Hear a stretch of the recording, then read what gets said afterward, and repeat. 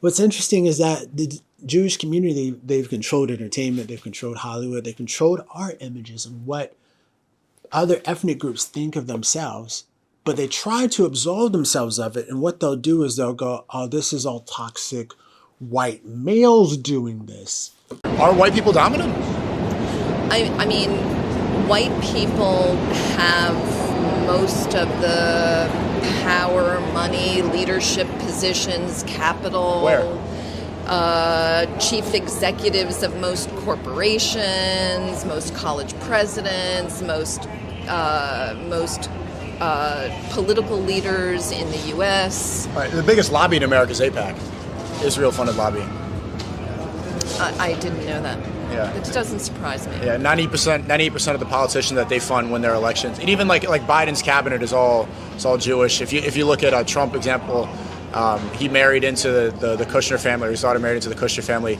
It's like maybe on the TV it makes it seem like white people are predominantly controlling everything, but if you actually look at the names behind the scenes, a lot of it are the undercover Jews. So that even like I would say that expression, undercover Jews. Yeah, I mean it's well, like Jonah Hill, for example, his real name is Jonah Hill Feldstein because he doesn't want people to know like his ethnicity. So it seems to me like you have an agenda with this. I should. No, I don't. I don't have agenda. I should probably have asked what this is for before I. No, it's just interviewing people. So who are you? Why are you conducting the interviews? What's the purpose of this? Well, I wanted to hear the social climate about like Israel-Palestine. Yeah. It's not the first thing that you asked. The first thing I asked was, "Are you a good person?" Yeah. I don't think you did ask me that. What was the first question I asked you? I can't remember. I think I just asked how you are or what's your name. Yeah. Again, our communities have such a deep history. I am proud. A lot more similarities than we do differences. Way more similarities. And there are those people who want to divide us. There are those people who want to tear us apart. There are those people who want to instrumentalize black people against Jews, Jews against black people. Like, we cannot allow that to happen. We don't have no power. No matter what we do, we can all click up. We don't have no organization that holds any weight. NAACP don't hold no weight. American Jews played a key role in the founding and funding of some of the most important civil rights organizations. We don't have no organization that holds no weight. You can't speak bad about a Jewish person because they have organizations and they're a close-knit group of people in power who will bring you down. Same thing with gays. You can't say nothing bad about gays because they move as a unit. Black people don't have that. So I would much rather not even have this conversation. I have a lot of great Jewish people in my corner. I have a Jewish conglomerate. Yeah. Yeah, absolutely. You know why there's not a lot of Jewish rappers? Because there's Jewish owners and Jewish CEOs. They run these labels. They're the bosses. That's why. You never hear about Jimmy Iovine, Elliot Grange, Lucien Grange, Leo Cohen, Todd Moskowitz. All of these execs, they prop these guys up and they only give them deals if they partake in the debauchery with them, allegedly. And people like Diddy and Eazy-E and Jay Prince and Luke and Russell Simmons, and Baby from Cash Money, let's not forget him. What they've done is they've given people who have taken advantage of black ignorance, black lack of education, black lack of opportunity, giving them the right to monetize our dysfunction and our shame because those individuals I just named, those black music moguls, say it's black culture. I love Jewish people, but they're powerful. I don't want them to misconstrue anything I'm saying or take anything I'm saying the wrong way. Why should a black man in America care about what's going on in these other places when we're still fighting for a lot of civil liberties here? Because it's not an either or claim. I got that too in the last couple of weeks. Yo, why are you over in Palestine all the time? It makes sense. I understand why people would say that. Do something for black people. If black people are so effed up here, why fight somebody else's fight? Right, and I guess, I think we can walk and chew gum at the same time, right? Like, I can fight for black people here and struggle abroad. But again, there's a relationship between the two. The New York City police, they're killing us. But they're being trained by Israeli security forces. So Israeli police, really? Yes, they're being trained on New York City police and in other cities as well. So there's a connection between the two. Malcolm X cared about this issue. Malcolm X is my hero. So when Malcolm X cared about this issue, when he wrote a piece on this in the Egyptian Gazette called Zionist Logic, I cared in the fall of '64. I cared because Malcolm cared. Malcolm, and when everybody here, go back and listen to Message to the Grassroots, when Malcolm is talking about what a revolution looks like. And he was talking about us being connected globally, right? That's why I care about this issue. The Black Panthers cared about this issue. SNCC cared about this issue in the summer of '67. There's a lot of people, black freedom fighters, who we admire. People say, be like Malcolm, be like Assata. People want to march and be like Huey. People want to be like Angela. They all cared about Palestine. I always felt uncomfortable with white people who pretend like they care about black people and who were like posting Black Lives Matter stuff. And I never understood it until now. All those white people were Jews. Now it makes sense. It always gave performative. And I could never put my finger on it because I was like, I don't want to be that black person that, I see white people making an effort. And for some reason, I'm uncomfortable with it. What the heck is that about? It's because they were Jews the whole time. There's no way they believe in freedom and liberation when they've been casually enslaving the Palestinian people for over 75 years and counting. They've been promoting that, endorsing that, protecting all of their leaders who have been doing that. Like, there's no way in hell they actually believed that black people deserve freedom. They never were for our liberation. And now I get it. It's because they're Jews. Like, these people, when I see racists now, I think they're all Jews. Just had an epiphany. I need to go to Tiffany's. Now it makes sense. Why I never felt comfortable with them. Now it makes sense why there was always something that was just there that was nagging at my soul. Like, they're lying, but I couldn't place it, and I didn't want to say anything out loud because I was like, I don't want to seem like I'm holding the movement back, but I'm telling y'all they're lying. There's no way these people actually want freedom for us. And it always makes sense now why they would always come in and try to find some way to water down the movement and to play some sort of victim and to destroy the movement from the inside out. It makes sense now because for so many years, black people and the Palestinian people have been aligned and have been allies trying to help each other get freedom, trying to get liberation together. Now it makes sense why they've been so invested in the black community and black movements and black progress. And they've been doing everything to keep black people from ever moving forward. We get it now. They don't want us to move forward because of the allyship we always had with Palestinian people, and because they can't continue the hypocrisy anymore. If they are saying, yeah, black people deserve freedom because we're human beings, it is our right, we have God-given free will, and y'all never had the right ever, and you will never have the right to take our free will away from us. If they can acknowledge that with black people, then why the hell can't they acknowledge that with the brown people, the Palestinian people that they've been enslaving for 75 years and counting? The hypocrisy just wouldn't add up. So it's all been performative this whole time. It's all been performative. And now I get it. And like I said, when I see racist people now, I immediately think you're probably a Jew. Yeah, you're probably one of those.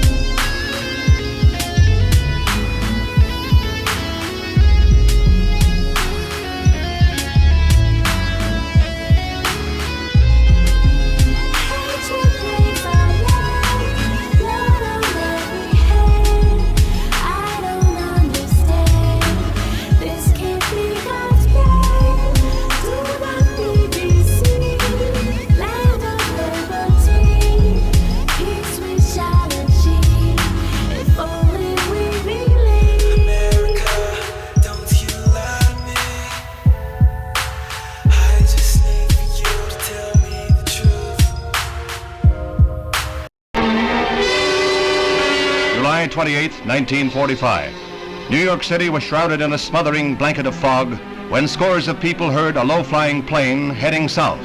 Then an explosion. What had been a wartime dread had happened.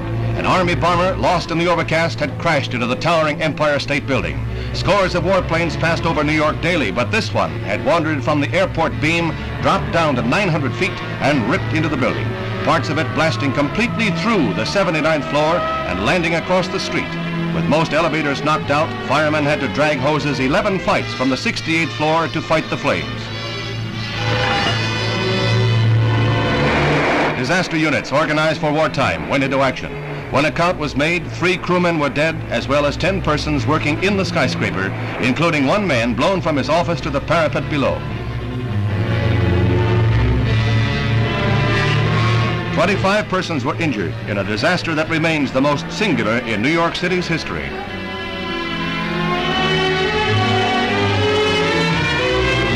High-octane gas from ruptured fuel tanks threw a sheet of flame through the offices. This was a funeral pyre for most of the victims, who could not be identified for many days.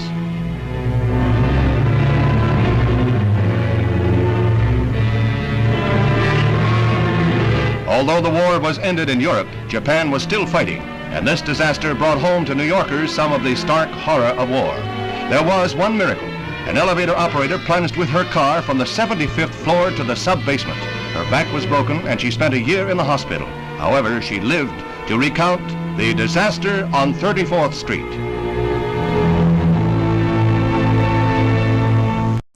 Hey guys, welcome to episode 4. We're back. Thank you guys for watching the previous episodes. I hope you guys are feeling a little bit more smarter. I feel like I'm doing my whole Candace Owens thing at the moment right now. Because as I said, Greek ideology earlier about beliefs on who has a right to exist, and part of their belief system was around charisma, and they felt people that didn't have blonde hair, blue eyes, they didn't have leadership qualities, and they didn't have charisma in order to be called a leader. So this is why there's a deep underlying issue whenever there's someone of African descent that speaks their mind. Kanye West speaks, and sometimes he just says bold things that might be about his belief in himself, but then he's also leaked truth into a lot of statements that he's made, and people are finding that out now. Around Jews and Africans and who and what we are and the connections and what those things are. And not all Africans are of Jewish descent, which that's sort of like a mythological thing that's been pervading within America, that all African Americans are from some certain tribe of Judah. I would say that we're the first humans on earth, so that by default makes us, I guess, tribe of Judah. But we are the original humans, so we all didn't come from Tel Aviv or Jerusalem. But just in general, we do have deep connections with the rest of the planet.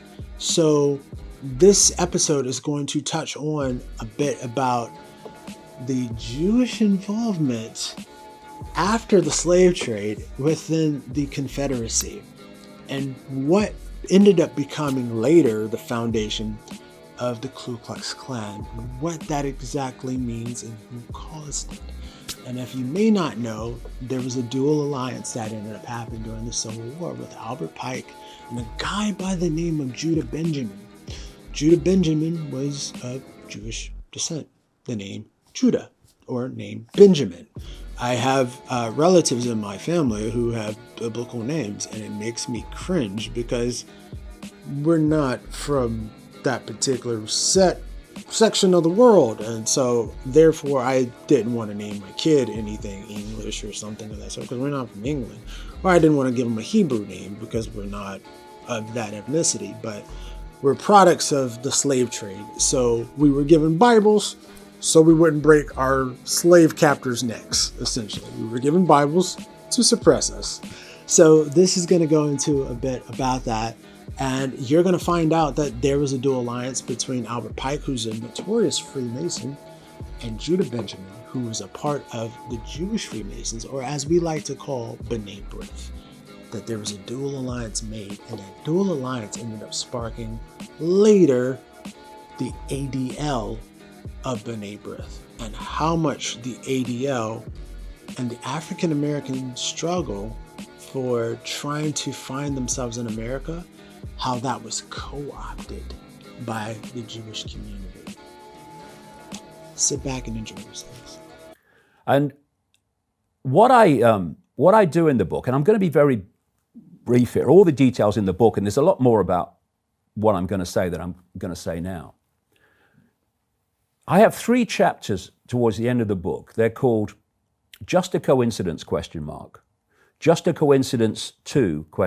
Just a Coincidence 3, in which I simply detail the extremists, the ultra-Zionist extremists who were involved before, during, and after 9/11. And it is breathtaking. And before I start, let me say this. The Jewish population of the world is 0.2%. 0.2%. And if you take a mean figure, because they, depending on how you define what a Jewish person is, the mean figure, there's about 16 million in a world of 7.7 billion. And the people I'm identifying within that community who are not Jewish, they hate Jews, they're Sabbatean Frankists and ultra-Zionists who, not all of them will know about the cult, but they've bought the Israel right or wrong belief system. The people I'm naming are a tiny, tiny number within that 0.2% and within that 16 million. Thousands? At most, at the core. So let's have a look. It can change the way you live. It can take away everything you have. It can destroy your family and make your children's future uncertain. It has hurt more, damaged more, killed more than anything mankind has ever known. What is it? It's the B'nai Brith, enlightening America and the world. The very word secrecy is repugnant in a free and open society. And we are, as a people, inherently and historically opposed to secret societies, to secret oaths, and to secret proceedings. We decided long ago that the dangers of excessive and unwarranted concealment of pertinent facts far outweighed the dangers which are cited to justify it. And there is very grave danger that an announced need for increased security will be seized upon by those anxious to expand its meaning to the very limits of official censorship and concealment. That I do not intend to permit to the extent that it's in my control. For we are opposed around the world by a monolithic and ruthless conspiracy that relies primarily on covert means for expanding its sphere of influence, on infiltration instead of invasion, on subversion instead of elections, on intimidation instead of free choice, on guerrillas by night instead of armies by day. It is a system which has conscripted vast human and material resources into the building of a tightly knit, highly efficient machine that combines military, diplomatic, intelligence, economic, scientific, and political operations. Its preparations are concealed, not published. Its mistakes are buried, not headlined. Its dissenters are silenced, not praised. No expenditure is questioned, no rumor is printed, no secret is revealed. What was Kennedy's the occasion of his attack? The Confederates. It is extremely dangerous what I'm embarking upon, simply because so many people who have attempted to reveal this history previously have been killed in the process of doing it. I have no fear, and I will finish what I start, or someone will, because it needs to be done. Tonight I begin to narrate to you a special report of the Executive Intelligence Review entitled The Ugly Truth about the ADL. Now I want you to understand something. I am not talking about Jews. I am talking about a branch of the Illuminati, the control structure that is bringing one world government into fruition, destroying the sovereignty of nations, and many, many other things.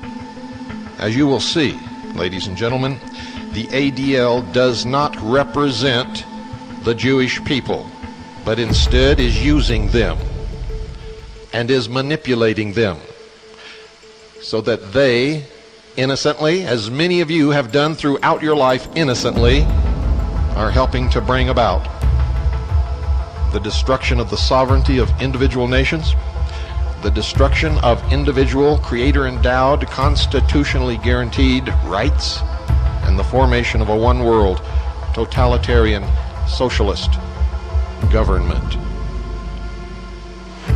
I want it clearly understood that the hour of the time has stated on many, many occasions that we oppose racism of any kind, in any form, by anyone.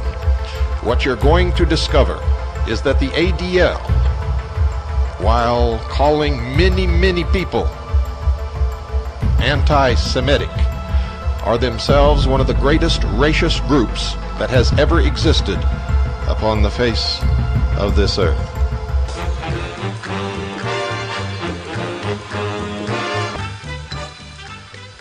On April 14th, 1865, the day President Abraham Lincoln was shot, will live forever, ladies and gentlemen, as a day of infamy for American patriots and lovers of freedom all over the world. But for the leadership of the Scottish Rite of Freemasonry and the Order of B'nai Brith and its 20th century secret police arm, the Anti-Defamation League, April 14th, 1865, is a day that will be long remembered for a very different reason. The B'nai Brith, a pivotal player in the British Freemasonic plot to destroy the Union, was implicated in Lincoln's assassination, something that you've never been taught. That fact does not square very well with its long cultivated but totally unwarranted reputation as a Jewish social service organization and a champion of civil rights. For that reason, B'nai Brith and the ADL have gone to great lengths, ladies and gentlemen, to bury that history and much, much more. Simon Wolfe, 1835 to 1923, was the Washington, D.C. lawyer for the Order of B'nai Brith during the entire period of the United States Civil War. He would later head the International Order of B'nai Brith for many years. In 1862, Wolfe was arrested by Lafayette C. Baker, the chief of detectives for the city of Washington, D.C., and later Lincoln's chief of the United States Secret Service, on charges that Wolfe was involved in spying and blockade running on behalf of the Confederacy. Baker arrested Wolfe, who was the attorney representing a number of Jews accused of spying for the South, on the grounds that he was part of a conspiratorial organization working on behalf of the secessionist cause behind the lines in the nation's capital. The conspiratorial organization named by Baker was the B'nai Brith. Both Baker and United States General Ulysses S. Grant targeted the Order of B'nai Brith as a Confederate spy agency. Upon taking command of the Western Front in 1862, General Grant issued Order Number 11, which expelled all Jews from the military district within 24 hours of its implementation. U.S. Grant was no anti-Semite, ladies and gentlemen. He was reacting to the activities of B'nai Brith and leading Confederates like Judah P. Benjamin. Lincoln, however, cognizant of the need to avoid blanket attacks against religious or ethnic groups, rescinded the order, which was the proper thing to do, for all Jews are not members of B'nai Brith, and Brith was not solely at guilt. The Civil War was actually engineered and brought about by British intelligence through their arm of the Illuminati in the United States, headed by Albert Pike, the Scottish Rite of Freemasonry, whose headquarters at that time was in Charleston, South Carolina. In 1987, B'nai Brith authorized biography of Simon Wolf by Esther L. Panitz offered the following highly suggestive, albeit incomplete, description of Wolf's personal relationship with President Lincoln's assassin, John Wilkes Booth. Now bear in mind, folks, that this biography, written on the basis of B'nai Brith's archives, written on the basis of B'nai Brith's own archives, paints Wolf in the most favorable of lights. The mere fact that the author had to include Wolf's links to Booth and Wolf's earlier arrest as an alleged Confederate spy and blockade runner implies that the actual story is far uglier. I quote from the history of the B'nai Brith. Wolf's concern for culture first expressed itself in the formation of a private club devoted to the arts and humanities and frequented by young men avid for learning. Were pride and ambition his only motives in seeking the intellectual life? Clearly, Wolf hoped that if he and his friends would devote themselves to the pursuit of learning, they would deflect the prejudicial statements of their Christian neighbors. Wolf was upset that terms such as money changers, cotton traders, and clothes dealers had become words of reproach. Locally, the group's theatrical productions received a good press. Wolf, who would often play the ghost in Hamlet or Shylock in The Merchant of Venice, bore an uncanny resemblance to John Wilkes Booth, Lincoln's assassin. Earlier in Cleveland, Booth had joined Wolf and Piaxoto in dramatic performances. Years afterward, Wolf remembered that he had met Booth once again at the Willard Hotel on the morning of the day Lincoln was shot. There at the bar, Booth explained that Senator John P. Hale's daughter had just rejected his marriage proposal. Wolf attributed Lincoln's murder to this personal tragedy in Booth's own life. Wolf also recalled that once he sat for a picture entitled, quote, "The Assassination of President Lincoln," end quote. In his own book, ladies and gentlemen, entitled Presidents I Have Known, Wolf says that he and his longtime acquaintance John Wilkes Booth did some drinking together at the Willard Hotel on the day Booth shot Lincoln. Wolf's and a second leading B'nai Brith figure, Benjamin Piaxoto's dealings with John Wilkes Booth were hardly cultural. Nor could Wolf have possibly believed that Abraham Lincoln was killed because of John Wilkes Booth's unrequited love affair. Even John Hinckley, the would-be assassin of President Ronald Reagan, was declared insane when he tried to peddle the line that he had tried to kill Ronald Reagan due to an unfulfilled fantasy love affair with actress Jodie Foster. To understand the circumstances under which B'nai Brith's Washington, D.C. leader and one of its founding members were circumstantially tied to the Lincoln assassination conspiracy and explicitly linked to the secessionist insurrection against the Union, it is necessary to look briefly at the circumstances under which the Order of B'nai Brith was founded in 1843. Following the American Revolution, the British monarchy and its East India Company colonist apparatus never for a moment abandoned their commitment to reconquer the lost colonies in North America. Although the military effort at reconquest in the War of 1812 failed, other efforts to seed the United States with British agents, some drawn from the ranks of anti-Republican Tories who were permitted to retain their citizenship and property in America under the terms of the Treaty of Paris of 1783, were more successful. In 1801, the Tory faction of United States Freemasonry, the grouping of Freemasons who had sided with England during the American Revolution, opened up shop as the Grand Council of the Princes of Jerusalem of the Mother Supreme Council, of the Knights Commander, of the House of the Temple of Solomon, of the 33rd degree, of the ancient and accepted order of the Scottish Rite of Freemasonry in the United States. This United States-based British Freemasonic Lodge was chartered in Charleston, South Carolina.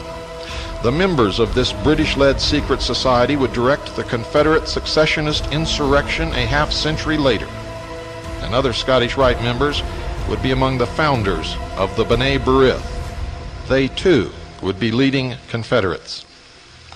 Apart from the esoteric mission of spreading an explicitly anti-Christian form of Roman pagan worship and occultism among the early generations of American citizens, the Charleston Lodge also sought to build up a network of pro-British merchants, spies, and politicians in both the North and the South, who would one day play a pivotal role in the reconquest. Many of these early Masons became wealthy through their business dealings with the British East India Company and the Dutch West India Company in both the cotton and the slave trade. Among the founding members of the Charleston Scottish Rite Lodge were many prominent Jews, including Isaac de Costa, Moses Cohen, Isreal de Liban, Dr. Isaac Held, Moses Levy, and Moses Piexoto. Many of these men, ladies and gentlemen, were Sephardic Jews from North Africa or from Spain, who had originally settled in the Caribbean and engaged in the early slave trade. These Jewish Masons set up their organizations, which also maintained active liaison to Great Britain's powerful Jewish community. The Hebrew Orphan Aid Society was one such nominally benign group that would produce one of the most rabid secessionist leaders, Judah P. Benjamin. Although today, any reports of the Freemasonic roots and structure of B'nai Brith are usually greeted with a torrent of allegations of anti-Semitism, back in the formative years, B'nai Brith's own magazine, The Menorah, offered the following information about the founders of the group, and listen to this very carefully. Quote, "Their reunions were frequent, and several of them being members of existing benevolent societies, especially the Order of Freemasons and Oddfellows, they finally concluded that a somewhat similar organization, but based upon the Jewish idea, would best obtain their object.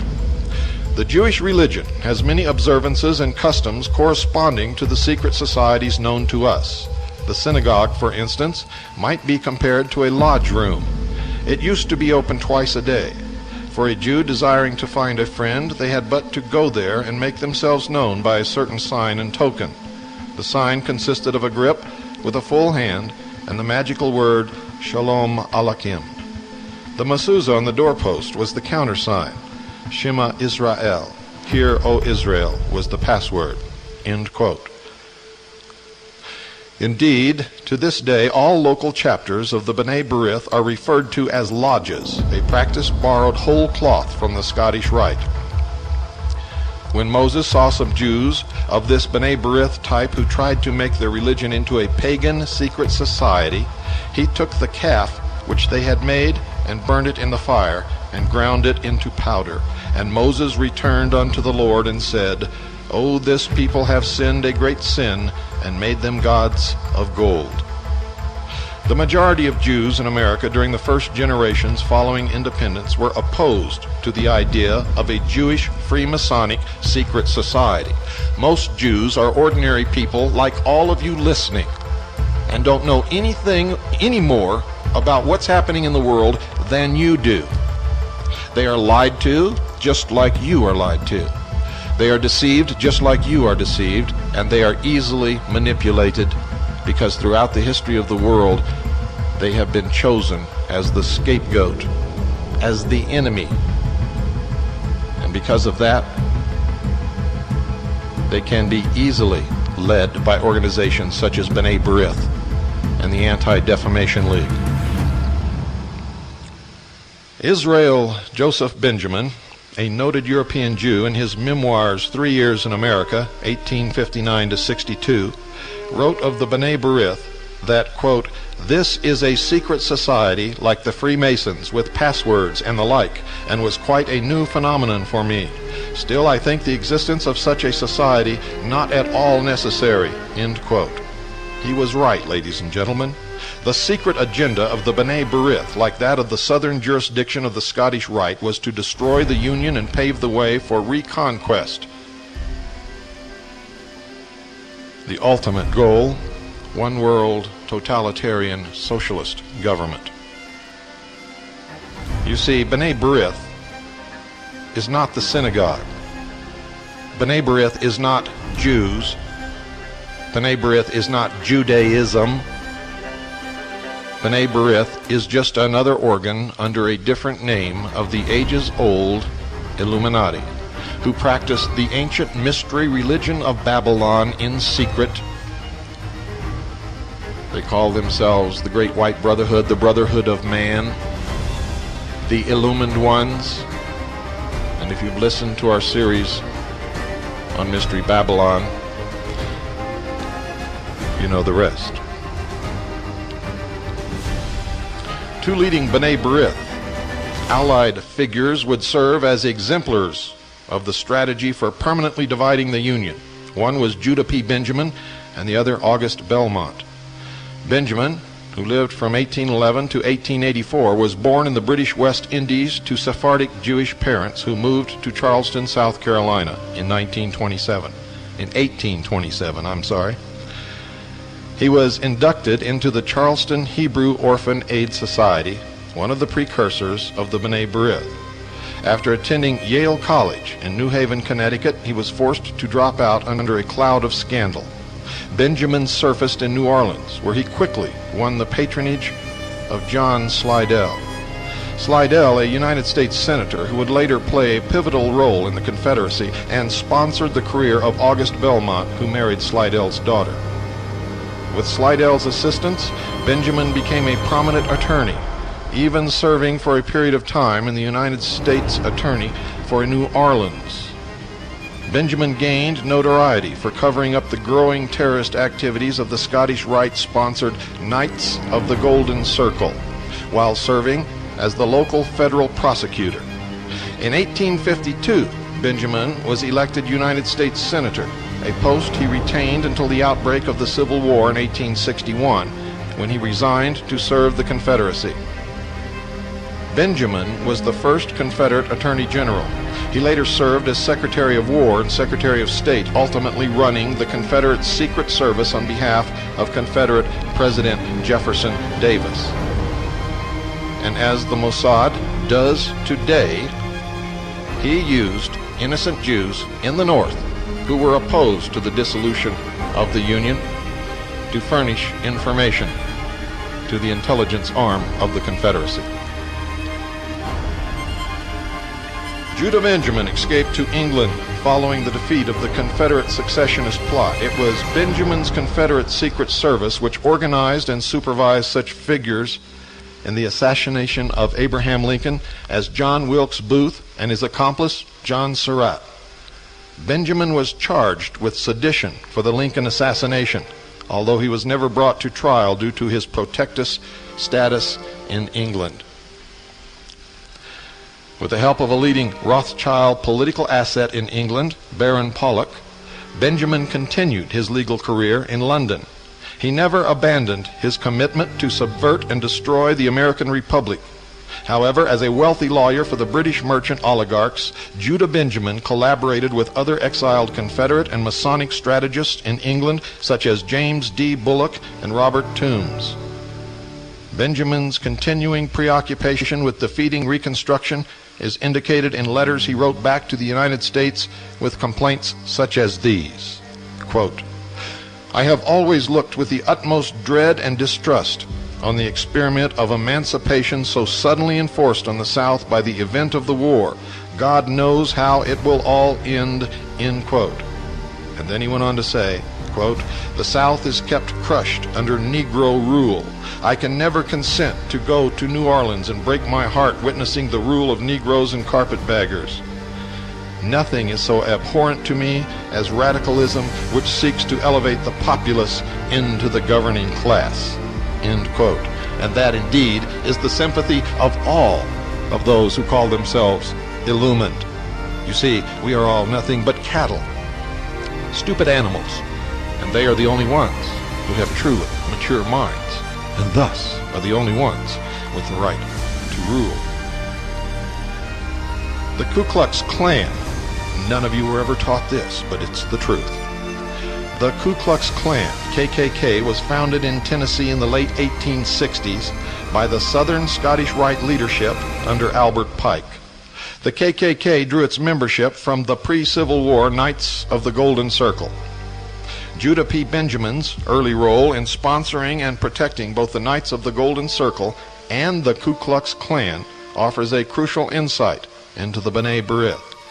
ADL's later role in fostering the revival of the KKK in the post-World War II period. We shall return to that sordid tale, ladies and gentlemen, later in this series of broadcasts. Another Rothschild and B'nai Brith ally who enjoyed the political patronage of Arch-Confederate John Slidell, August Belmont, was Judah Benjamin's northern counterpart, a private secretary to the British House of Rothschild who arrived in New York City from London in 1837. Belmont rose to the chairmanship of the Democratic Party, a position he held for 20 years. Belmont was a leading advocate of free trade and states' rights, both cornerstones of the British Reconquest scheme. Prior to his emergence as a leading figure in the National Democratic Party, Belmont worked closely with the Charleston, South Carolina B'nai Brith in fomenting radicalism among Americans' youth. The effort was in this case run directly by the Mother Lodge of the Scottish Rite in England, then under the command of Britain's Prime Minister, Lord Palmerston. At Belmont's behest, Charleston's B'nai Brith leader, Edwin de Leon, wrote a pamphlet in the early 1850s entitled The Position and Duties of Young American. De Leon, whose family were slave traders, B'nai Brith founders, and later leading Confederates, peddled free trade and openly advocated a strong Anglo-American alliance. While by today's standards the appeal for a strong Anglo-American alliance may seem palatable to some, back in the middle of the 19th century, this was borderline treason. Ladies and gentlemen, the phone is ringing off the wall as the fanatics try to get through to deny this. It is the truth. The original research was done by the Executive Intelligence Review. CAGI has duplicated the research down to the T to make sure that this material is true. And it is absolutely 100% legitimate and historical truth from beginning to end. And that's why the ADL and B'nai Brith has never sued the Executive Intelligence Review over this report. Belmont's Young America members were among the draft rioters and radical abolitionists who disrupted Lincoln's Union war mobilization to the benefit of the Confederacy and England. During the early phase of the Civil War, England tried repeatedly to intervene into the conflict with ceasefire plans that would have ensured the permanent dissolution of the Union. During the Civil War itself, while the majority of American Jews sided with the North, make sure you understand this, folks, so you know that this is not a racist or anti-Semitic program or report. The majority of American Jews sided with the North and fought valiantly to preserve the Union. The B'nai Brith was predominantly pro-Confederate. Even in New York City, the lodges preached secession. The Baltimore Hebrew congregation, founded by Dutch Jews who made their money in the slave trade, heard sermons by Rabbi Morris Raphael and the following. And he said this, quote, "Who can blame our brethren of the South for their being inclined to succeed from a society under whose government their ends cannot be attained, and whose union is kept together by heavy iron ties of violence and arbitrary force? Who can blame our brethren of the South for succeeding from a society whose government cannot and will not protect property rights and privileges of a great portion of the Union?" End quote. Following the Civil War and the assassination of President Lincoln, many of the Jewish slave and cotton traders from the South, typified by the Lehman Brothers, moved to New York City and became prominent in Wall Street banking and stock brokerages. With the defeat of President Lincoln's Reconstruction program following his assassination, President Andrew Johnson pardoned the Scottish Rite insurrectionists. Now listen to this closely. President Andrew Johnson pardoned the Scottish Rite insurrectionists, including General Albert Pike, and accepted a rank of 32nd degree in the Southern jurisdiction Freemasons. That was his reward. Suspected Lincoln assassination plotter Simon Wolfe was also absolved of any criminal culpability for his wartime activities. Only non-Freemasons and non-B'nai Brith were prosecuted for the crimes they committed during the Civil War. The legacy of British Freemasonic treachery against the Union survived intact, including the B'nai Brith. Although the slave trade nominally was banned in the United States as a result of Lincoln's Emancipation Proclamation, a new form of slavery had already been launched by the British East India Company and its Scottish Rite directors, including the same Lord Palmerston who had played so pivotal a role in the successionist insurrection. The new form of slavery was drugs, opium. Henry Carey, one of the architects of Abraham Lincoln's Reconstruction program and a leading proponent of the American system of political economy, warned about Britain's opium war against China and India in his 1853 book, The Slave Trade, Domestic and Foreign. Get the book and read it. He described the trade in, quote, that pernicious drug opium, end quote, as, quote, one of perfect free trade, end quote. Defeated in the successionist insurrectionist plot, Britain and its fifth column of agents in both the North and the South would eventually regroup around a strategy for running an opium war against the United States. As the reader will learn in later chapters, the B'nai Brith and its Anti-Defamation League's secret lodge played a central role in the drugging of America. Like a phoenix from the ashes of Sherman's march to the sea, Atlanta sprung forth as the gateway to the New South, attracting a diverse array of businesses and workers to Georgia's capital. One of these workers was former farm girl, 13-year-old Mary Fagan, who had recently been laid off at the National Pencil Company, then managed by 29-year-old Superintendent Leo Frank, a man of German Jewish descent who grew up in New York, eventually graduating from Cornell University, and traveled throughout Europe to learn the ways of business. Though he journeyed south only a few years prior to implement his European lessons, Frank made fast friends within his community, becoming president of the Atlanta chapter of B'nai Brith, which is much like a Masonic society but strictly for Jewish folks that was created in New York after the American Revolution.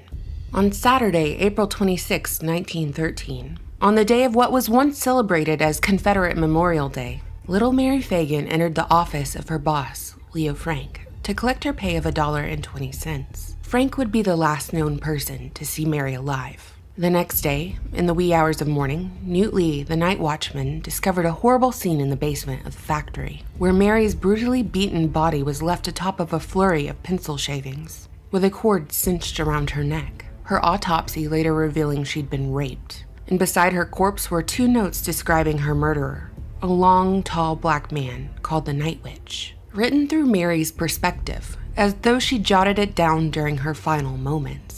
The black night watchman who discovered Mary's body was immediately brought into the police station as a suspect, and police wasted no time in attempting to get a confession out of him, even going as far as firing off a gun next to his head during the interrogation. But that confession never came. More suspects were arrested as pressure mounted to find Mary's killer, but eventually only two suspects remained. The first was Jim Conley, the pencil factory's black janitor, who held the lowest status job at the factory but was paid 50% more than white child laborers, and held special privilege of never having to punch the clock as granted by Frank, and was seen washing red stains out of his shirt while at the factory, which police later determined to be rust. And the second suspect was Leo Frank, the last person to admit seeing Mary alive. Frank quickly hired the best defense team money could buy to prove his innocence in the murder trial that made front-page headlines that entire summer. In the courtroom and beyond, lies were told, stories rehashed, true character revealed, and bribes offered. The case began to heat up after Conley admitted that he wasn't illiterate like he originally claimed. And in fact, he swore that Leo Frank paid him to write the murder notes, framing Conley's entire involvement as an accomplice in the murder of Mary Fagan, with Leo Frank as the main suspect. Refusing to be cross-examined unlike the other suspects, Frank's story began to unravel as his accounts of what occurred after Mary left his office started to change with each recollection. Originally, Frank swore that he stayed in his office following Mary's departure after receiving her pay envelope. But later, Frank stated he might have taken an unconscious bathroom break that would have placed him walking past the metal room, the site where Mary was believed to have been murdered, and at the suspected time when the attack occurred. Another young worker was called to the witness stand, claiming that she had gone to Frank's office right after Mary left, and Frank wasn't there. She even waited around for a bit, but concluded that Frank had gone home for the day. The character witnesses included a string of female employees who all had the same thing to say about Frank. He was a touchy, leery pervert with a penchant for young girls. So after a drawn-out trial that garnered immense public attention, and claims from the prosecution that alleged bribery and witness tampering from Frank's legal team, the grand jury reached a unanimous verdict. A grand jury which, by the way, included Jewish members. They'd all decided that Leo Frank was guilty. After being convicted of murder, the judge sentenced Frank to death by hanging, which was set to be carried out that October, but after Frank's legal team attempted several failed appeals all the way up to the federal level, attorney and Georgia Governor Slayton eventually had Frank's sentence reduced to life in prison.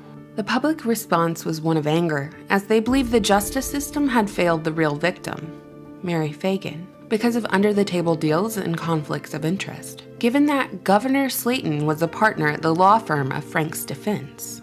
On August 16, 1915, a group of about 25 men who called themselves the Knights of Mary Fagan kidnapped Frank from prison and lynched him in Marietta, Georgia, his body facing the direction of the Fagan residence. Though they described themselves as a benevolent organization, by the time Mary Fagan's corpse was 6 feet under Georgia clay, B'nai Brith had already been publicly accused of espionage during the Civil War and implicated in the assassination of President Lincoln, with the goal of subverting and fragmenting America so that it could once again fall under the British crown, as documented by both Gentile and Jewish scholars alike. During the Civil War, agents of B'nai Brith even worked in cahoots with Confederate general and sovereign Grand Commander of the Scottish Rite's southern jurisdiction, the infamous Freemason known as Albert Pike. It was reported that after Leo Frank was found guilty and convicted of murder, he was once again re-elected as president of B'nai Brith's Atlanta chapter, whose members were adamant in perpetuating the narrative that Frank's fate relied heavily on Conley's testimony. The testimony of a proven liar and second-class citizen in the post-Civil War South. And B'nai Brith even went as far as inscribing in stone that everyone in the courtroom during that sweltering southern summer, aside from Frank and his defense team, was either bribed, threatened, or fell under one all-encompassing term, an anti-Semite. The same year, the Federal Reserve System was created and Americans began paying federal income tax. Leo Frank was convicted of murder, and as a result, B'nai Brith created the Anti-Defamation League, what would serve as the public relations arm of their benevolent organization, with its original mission statement to stop by appeals to reason and conscience, and if necessary, by appeals to law, the defamation of the Jewish people. As the years watered down the public awareness of the Leo Frank trial, the ADL ramped up their campaign to paint Frank as an innocent man and victim of anti-Semitism. Their efforts stretched across various platforms, publications, docu-series, college curriculums, and music theater productions. One retelling of Frank's story portrayed 13-year-old Mary Fagan as a temptress who all but enjoyed being sexually abused by older men. The ADL highlighted racial tensions in the South during that time, but conveniently left out crucial evidence in key witness accounts that ultimately resulted in Frank's conviction. Even in her last will and testament, Frank's Jewish wife stated that she didn't want to be buried next to him. Was she also practicing anti-Semitism? The ADL has never been shy about their objective. Unless they could obtain an official pardon for Leo Frank from the United States legal system, It very much appeared that the organization was created to protect a pedophile murderer who managed a sweatshop full of children. In 1982, it seemed like the ADL would get exactly what they wanted when Alonzo Mann, in his old age, came forward with a statement. He'd lied in 1913 during his sworn testimony. He corrected the record, saying that on April 26, 1913, when he was a 14-year-old office boy at the National Pencil Company, he witnessed Jim Conley carrying the body of Mary Fagan. And when Conley realized he'd been caught, he threatened Mann's life, saying that if he told anyone, he'd kill him. So 67 years after Frank was lynched, Mann came clean, which started the process of the ADL petitioning for a pardon. But what the ADL considered a bombshell only confirmed Conley's testimony. He was an accomplice to the murder. An appeal to tribalism would have you believe that an innocent man was lynched for a crime he didn't commit because of anti-Semitism.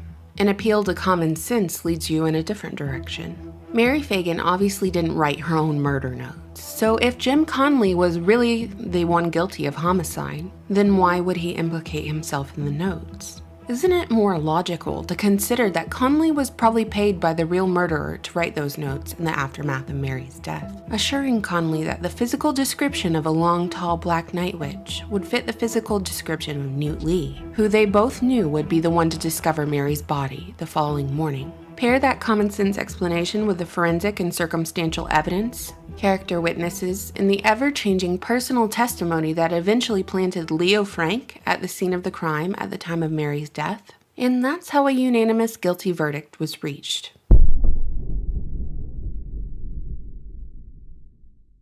Modern America first saw light on a Hollywood screen. It was largely the product of 6 movie studios established in the 1920s and run for over 30 years by a group of Jewish immigrants. They had strikingly similar backgrounds. All races and religions, that's America to me. All of these men who founded Hollywood were born within a 500-mile radius of one another. And all of them wound up roughly within 15 miles of one another in Los Angeles. One could say that the American dream was really born in Eastern Europe.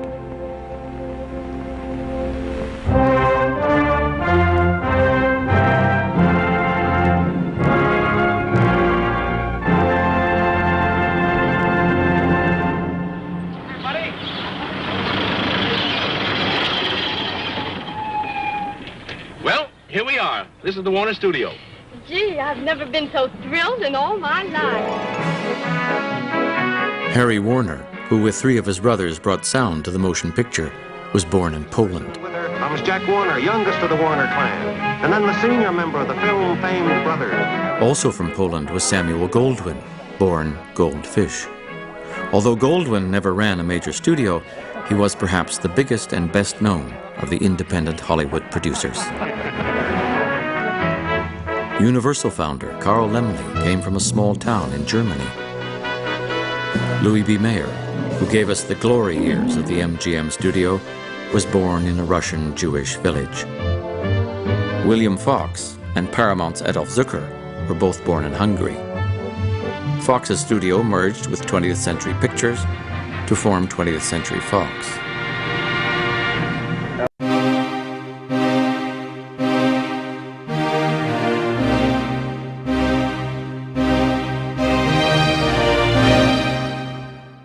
David Walk Griffith was born in 1875 and died in 1948. He was an American film director.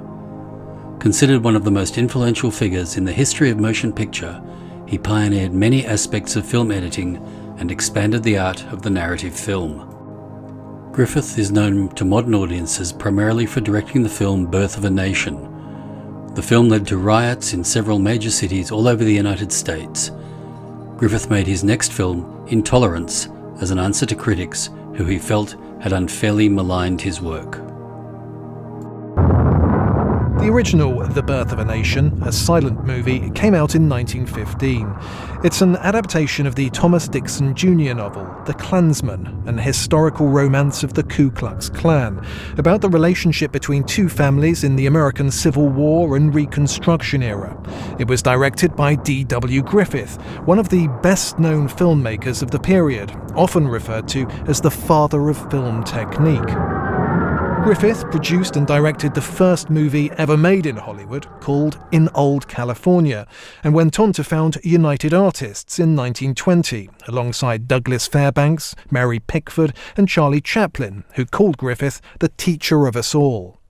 D.W. Griffith, basically regarded as one of the most prolific and innovative filmmakers of all time, in 1915 created a film that was the most racist film, not only of its time, but to date, outside of Goebbels' films against the Poles in World War II. When this film made it to the theaters, KKK's enrollment, rose to over 4 million. At the end of such screenings, they would take to the streets and they would lynch the black people that they saw. However, in 1862, General Ulysses S. Grant expelled all Jews from his war zone on flimsy accusations of war profiteering, despite the fact that Grant's own father worked with Jewish businessmen. Luckily, Lincoln interceded, saying he did not like to hear a class or nationality condemned on account of a few sinners. Grant would later disavow the order and become the first president to attend the dedication of a synagogue. I wrote the Jewish Confederates because when I wrote a book about Charleston, I was really surprised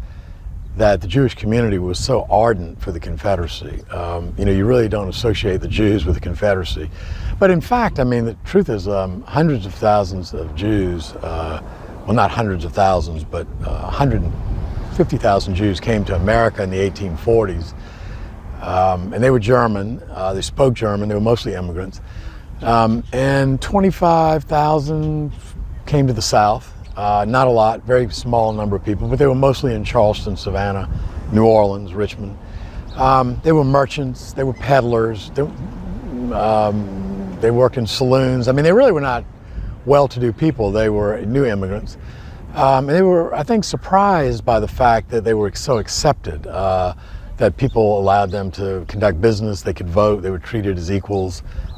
They could open their houses of worship. And so, when the war came, they were just like regular Southerners. I think the story is really a non-story. In other words, they were here, they got caught up in the excitement of secession, all the reasons why Southerners went to war, and they enlisted and they fought. And so, you find them everywhere. You find them in the infantry, you find them in even a few in the cavalry, you find them in the artillery. No, but you find them spread out just like, really the whole story is they were just like everyone else.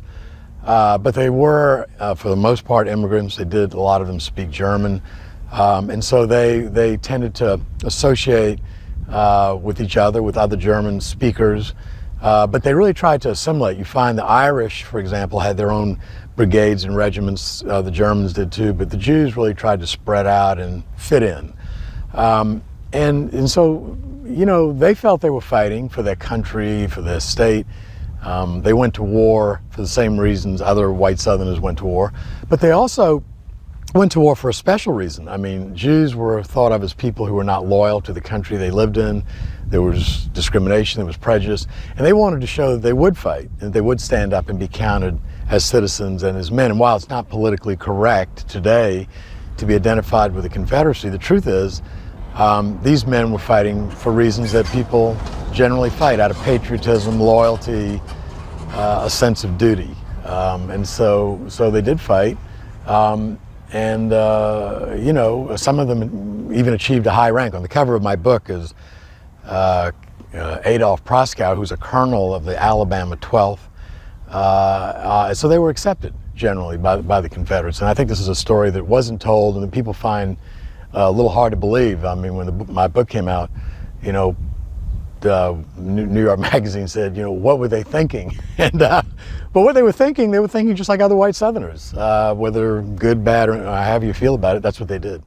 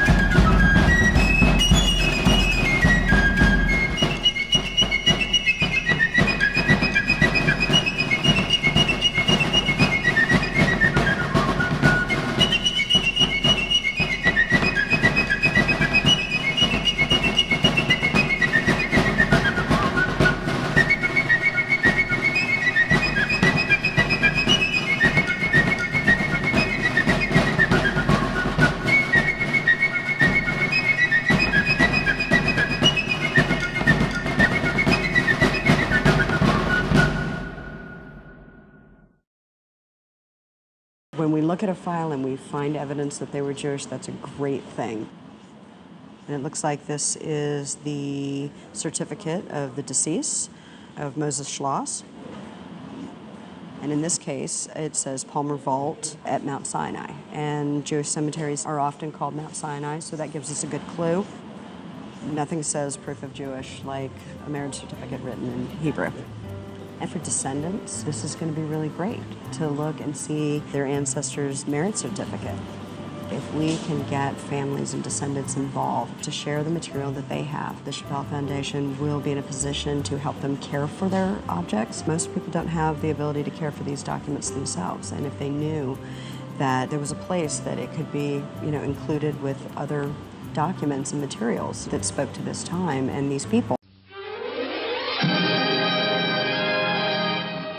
One of the leading figures of our time is dead.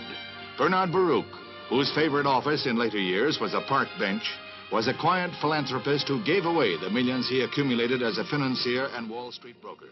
Bernard Baruch was a giant of the first half of the 20th century. Born in 1870 in Camden, South Carolina, Bernard Baruch was one of 4 sons of Simon Baruch, a Jewish German immigrant, and Isabel Wolf Baruch.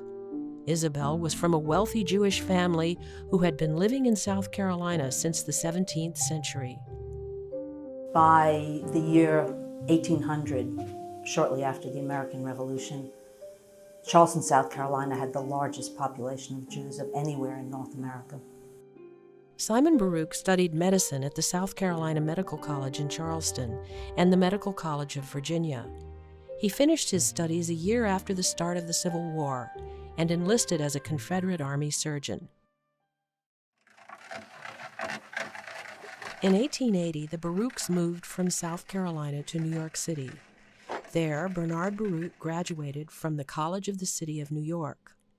As an alumnus, he made a substantial gift to his alma mater, and eventually it came to be called Baruch College. The Baruchs. The power of this family was based on business and politics. Bernard Baruch was the patriarch who began the history of the family. He was a financier, shareholder, statesman, American political advisor of Jewish origin, broker, and partner of A.A. Houseman & Company. With his income and commissions, he bought a position in the New York Stock Exchange for the value of $434,000. By age 30, he had already amassed a great fortune by speculating in the sugar market. In 1903, Baruch had his own brokerage firm, and because he chose not to join any financial house, he earned the reputation of the Lone Wolf of Wall Street and became one of the most recognized financiers. After his success in business, he excelled in the field of politics. He advised U.S. Presidents Woodrow Wilson and Franklin D. Roosevelt on economic matters. It is also known that he was a close friend of Sir Winston Churchill. Baruch College of the City University of New York and Saratoga Racecourse Bernard Baruch Handicap were named in his honor. When dying, his properties were under the administration of his wife Annie and their children Belle, Renee, and Bernard Baruch Jr. The Pritzker. If you've ever stayed at a luxury hotel or an elegant 5-star resort, you may have been inside the Pritzker domains. This family of Jewish immigrants from Ukraine moved from Kiev to Chicago in 1881. The Pritzkers owned the Hyatt Corporation, a multinational with luxury hotels and resorts, which would total 777 establishments in 54 countries. The family owns the A.N. Pritzker School, which is focused on fine arts and performing arts, as well as its own architecture prize. This award, which bears the name of the family, seeks to encourage and stimulate greater public awareness and inspire more creativity. The Pritzkers have also participated in the Superior Bank of Chicago, the TransUnion Credit Agency, the Braniff Airlines, McCall's Magazine, and the Royal Caribbean Cruise Line. His influence on politics was noted in 2016 as they were one of the biggest contributors to the Clinton campaign. They have also been known for their support of educational, scientific, medical, and cultural activities. Star of David, where does that symbol come from? It's never written explicitly in the Bible itself. Is it in the Talmud? Perhaps. Is there a passage in the Bible about that or no? No. Okay. So you're not really sure exactly where that comes from? No. You got me. Is it nobody knows, huh? I don't know. I'm not, yeah. Because I know it's called the Star of David. Yeah. Does it have anything to do with David? No, I don't think so. There must be somewhere. I do not remember exactly what the association was. Okay. You get back to the Masonic fraternity of Freemasonry. Yeah. Their great symbol is G. You'll look at the star on the compass, which is a stylized Star of David. In fact, they have the entire Star of David in many Masonic temples. Why is that? Masonry is a study of the Kabbalah. Albert Pike said in his book, Morals and Dogma, that the Kabbalah is the very basis. Without the Kabbalah, we would not have the 33 rituals of the Masonic Lodge. But the god they worship, the great architect, is Moloch, God, star god, called Remphan or Kiyun. All these were names for Moloch. Ye took up the tabernacle of Moloch and the star of your god Remphan, figures which ye made to worship them, and I will carry you away beyond Babylon. And the star of your god Remphan, but ye have borne the tabernacle of your Moloch, and Chayun your images, the star of your god which ye made to yourselves, and Chayun your images, the star of your god, and Chayun your images, the star of your god, and Chayun your images, the star of your god.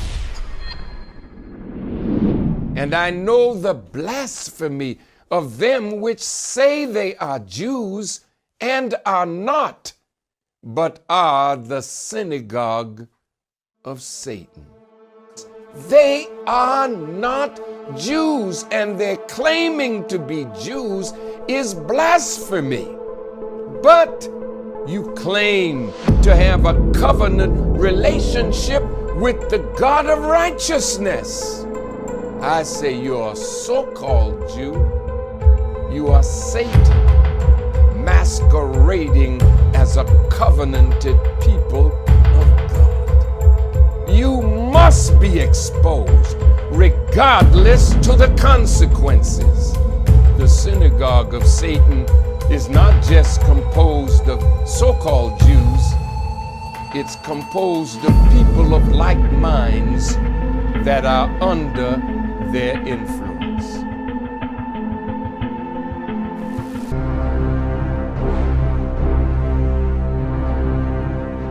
Speak about the monument honoring Albert Pike. The general is holding a book in his hand. It's called Morals and Dogma. The book, written by Pike, is considered to be the Bible of the Scottish Rite Freemasons. Only those men who obtained the highest degree in Masonry were awarded this secret book.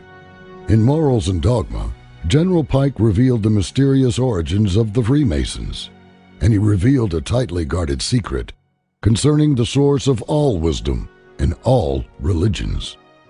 What follows are the actual quotes found inside the book, in the hand of Brigadier General Albert Pike, in a monument that stands in Washington, D.C., 13 blocks from the White House. Masonry is a search after light. That search leads us directly back to the Kabbalah. All Masonic associations owe Kabbalah their secrets and their symbols. One is filled with admiration on penetrating into the sanctuary of the Kabbalah, at seeing a doctrine so logical, so simple, and at the same time, so absolute. The Zohar, the key of the holy books, opens up all the depths and lights, all of the obscurities of the ancient mythologies and of the sciences. All religions have issued from Kabbalah and returned to it. Regarding the true origins of Christianity, Pike wrote, Paul studied Kabbalah at the feet of Gamaliel, the rabbi. Here is the origin of the Trinity, of the Father, the Mother, or Holy Spirit, and the Son. Christ himself recognized it as a truth that all Scripture had an inner and outer meaning. on the hidden meaning of the rose. The mystical meanings of the rose as a symbol are to be looked for in the Kabbalistic commentaries. On the mystery of revelation on Mount Sinai, the primary tradition of the single revelation has been preserved under the name of the Kabbalah. On the origins of the wisdom of Pythagoras, Pythagoras visited all the sanctuaries of the world. He went into Judea, where he procured himself to be circumcised, that he might be admitted to the secrets of the Kabbalah, which the prophets Ezekiel and Daniel communicated to him. The purpose of the Templars, according to Pike, was to acquire enough wealth and power to establish Kabbalah throughout the world. In the headquarters of the southern jurisdiction of the Scottish Rite in Washington, D.C., there's a bronze bust of Brigadier General Albert Pike. Above it is a quote from General Pike, which conveys the essence of Kabbalistic teachings. What we have done for ourselves alone dies with us. What we have done for others and the world remains and is immortal. The god Baphomet. This is the god that the Templars were supposed to have been worshiping when they came back from the Crusades, and the Pope and Philip le Bel condemned Jacques de Molay, who was the head of the Templars at that point in time, and they scattered to Portugal and Scotland. Of course, resurfaced later as the organization of Freemasonry, but again, this is the god of Freemasonry. Now, how would you like to be the wife of a Mason and suddenly come to realize what your husband is into? And he has taken an oath, hasn't he? He's not going to tell you what he's into. Now, what I like to do when I can, I like to read the occult's own books. And I have a book here called The Evolution of Freemasonry, written by a Freemason, published by McCoy Publishing Company, which is a Masonic publishing company. Some of you will really enjoy this. I just toss it in here because I thought it was interesting. It's in this book on page 89.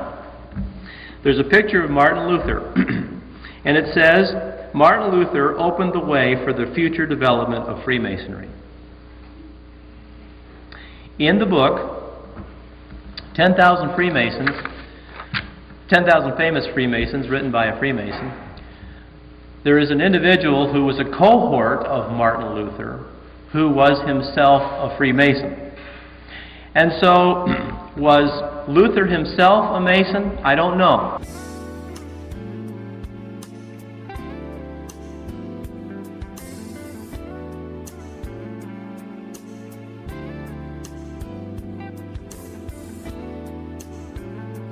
The white man pays Reverend Martin Luther King, subsidizes Reverend Martin Luther King, so that Reverend Martin Luther King can continue to teach the Negroes to be defenseless. That's what you mean by nonviolent. Be defenseless. Be defenseless in the face of one of the most cruel beasts that has ever taken the people into captivity. That's this American white man. And following the ignorant Negro preachers, we have thought that it was godlike to turn the other cheek to the brute that was brutalizing us.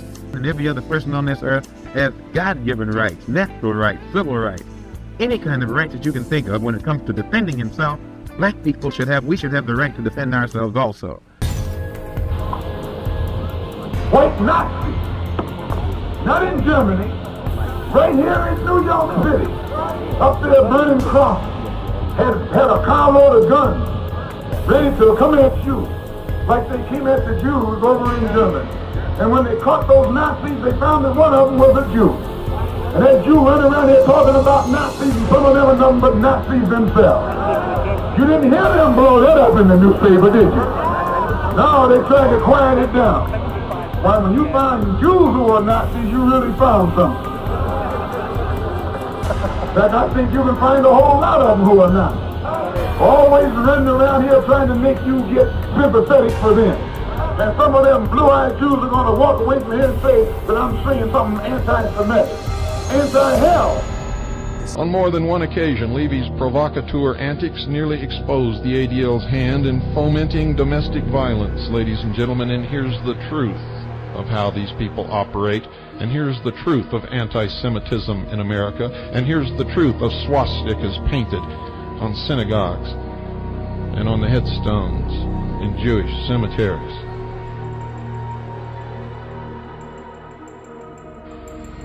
On February the 16th, 1979, Levy, using the pseudonym James Gutman, filed an application with the United States Park Service in Philadelphia, Pennsylvania, to obtain permission to hold a rally. Now remember, this is Levy, using the pseudonym James Gutman, a German name. I wonder why he did that. Well, you're going to find out.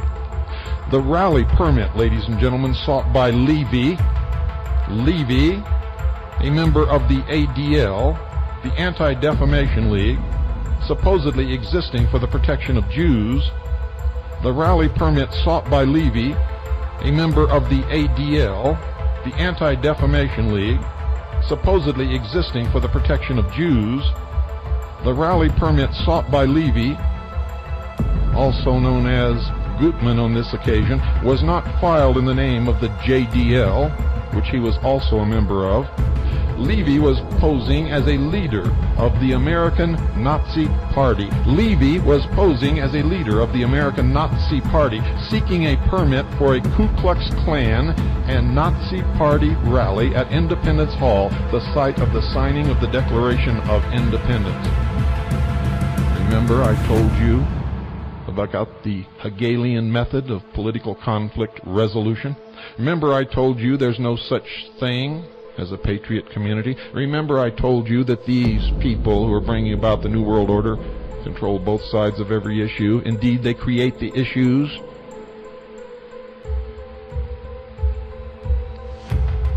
According to the rally permit, Levy was planning a white power rally to show white masses unity of white race and to show the world niggers and Jews are cowards. Among the paraphernalia Levy listed on the application were swastikas, banners, Nazi uniforms, KKK paraphernalia, Will Burn Cross, swastika picket signs saying Hitler was right, gas commie Jews. Verbatim quote. Working out of the Philadelphia offices of the Jewish Defense League, Levy organized local chapters of the KKK, the Ku Klux Klan, and neo-Nazi groups to attend the Independence Hall rally. And these racist fools, not knowing that he was a Jewish member of the ADL and the JDL, fell right into line and did his bidding. Like the little puppet jerks that they are.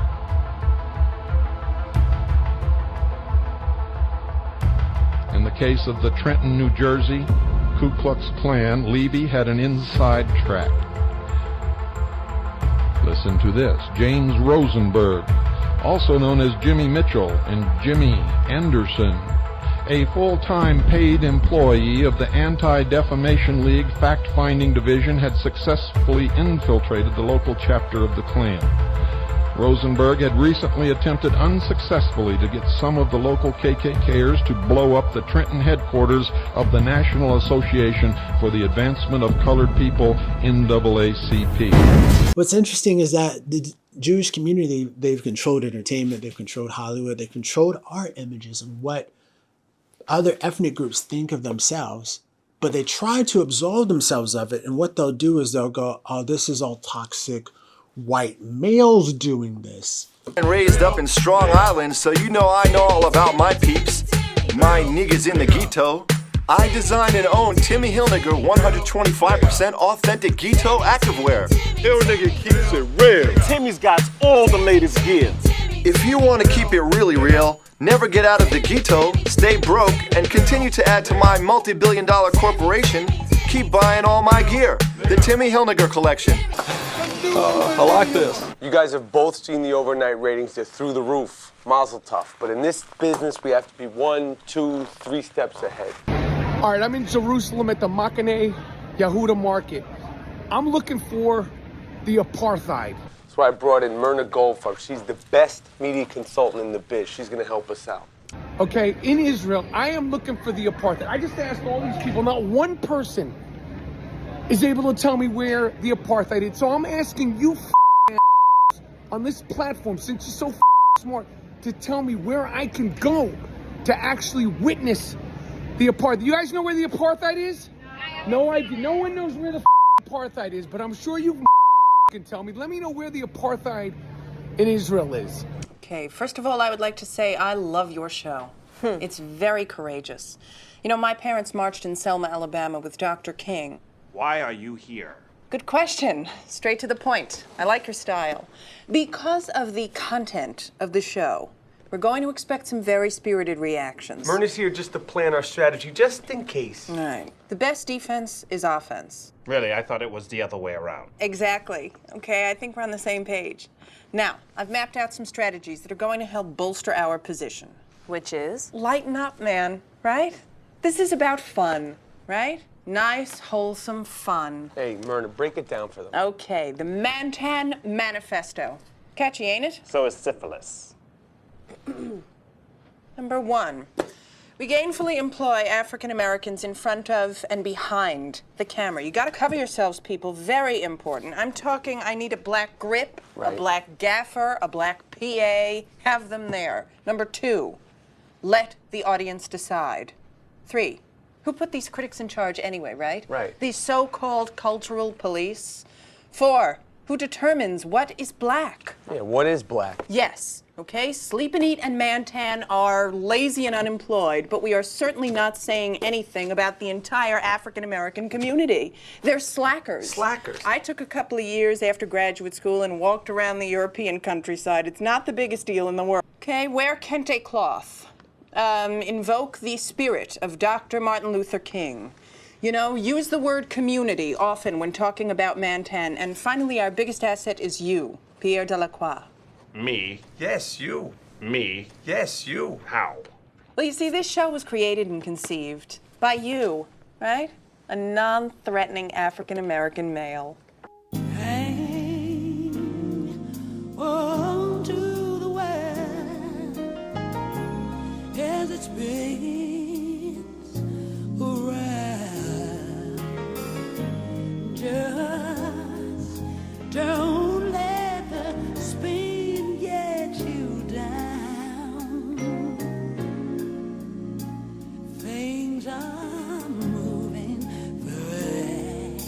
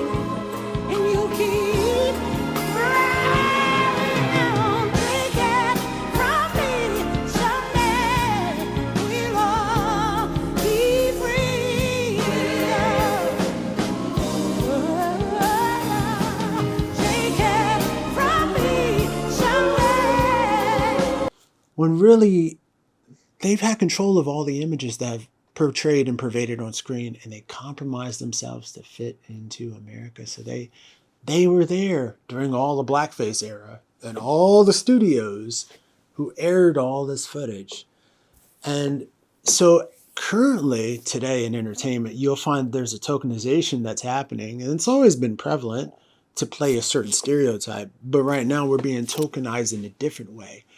And they made everything about identity and inclusion and had everyone focused on now their gender and now sexuality and kids being able to have surgeries. And yeah, so it's been a lot of strange stuff going on.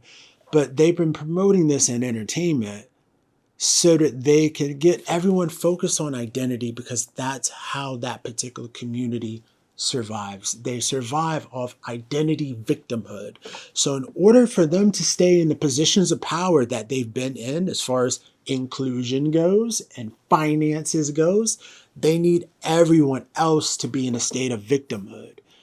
You have to understand, when division is being promoted, it's to get the general public to police each other while the people on top pass policies on their poor behalf. Social issues to wealthy people are considered poor people issues, whether that's climate change or equality. It's something to keep you fighting, because in general, we have no control over Mother Earth. Even though there's this idea that we do, we don't. There's always been climate change. There's not much we can do about it. I think the earth could crack open right now and swallow up an entire city. And there's not much we can do about that if the earth decided to swallow a city. It had nothing to do with the fact that we had a factory or we had an iPhone. But long story short, they want all of us fighting on the bottom. And so they promoted this whole idea around identity politics and identity until people started caring about Palestinian identity on October 7th, and they've showed that they actually don't care. They don't care because that's the wrong identity. So, you guys, I want you to sit back and enjoy this next section of the episode, because this goes into what the play is and how they operate. And that should carry us out. Thank you, guys.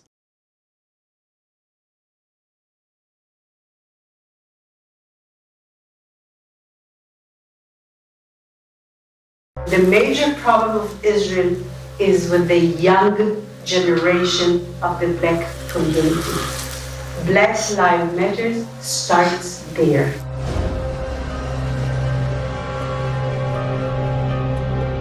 I had last week a sit-down dinner at my house with 40 people, which are considered the leadership of the black community, and the very important people. They can be part of our doing an activity. Dr. Clarence B. Jones, who wrote the draft speech for Martin Luther King, I Had a Dream. He was his lawyer, he was his close friend. He's somebody that I reached out to. He became a very close and personal friend.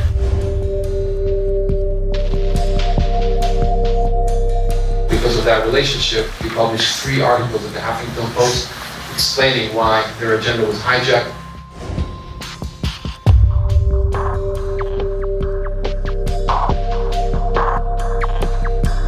Martin Luther King will turn in his grave if he saw the anti-Israel tendencies or policies that are starting to emerge within Black Lives Matter. Soon after Black Lives Matter declared support for BDS, a fundraiser at a New York nightclub was suddenly cancelled.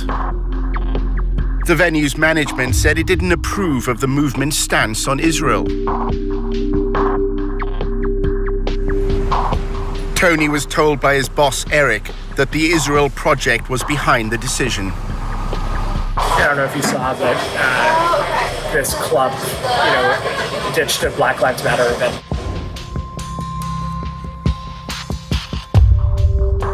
One of our donors, we just put a call to him, and then he put in a call to the police. Madam President, for well over half a century, Jews have been disproportionately represented in efforts to finally secure dignity and equality for Black people and other people of color. This exceptional role has long been recognized by civil rights giants like the Reverend Dr. Martin Luther King Jr.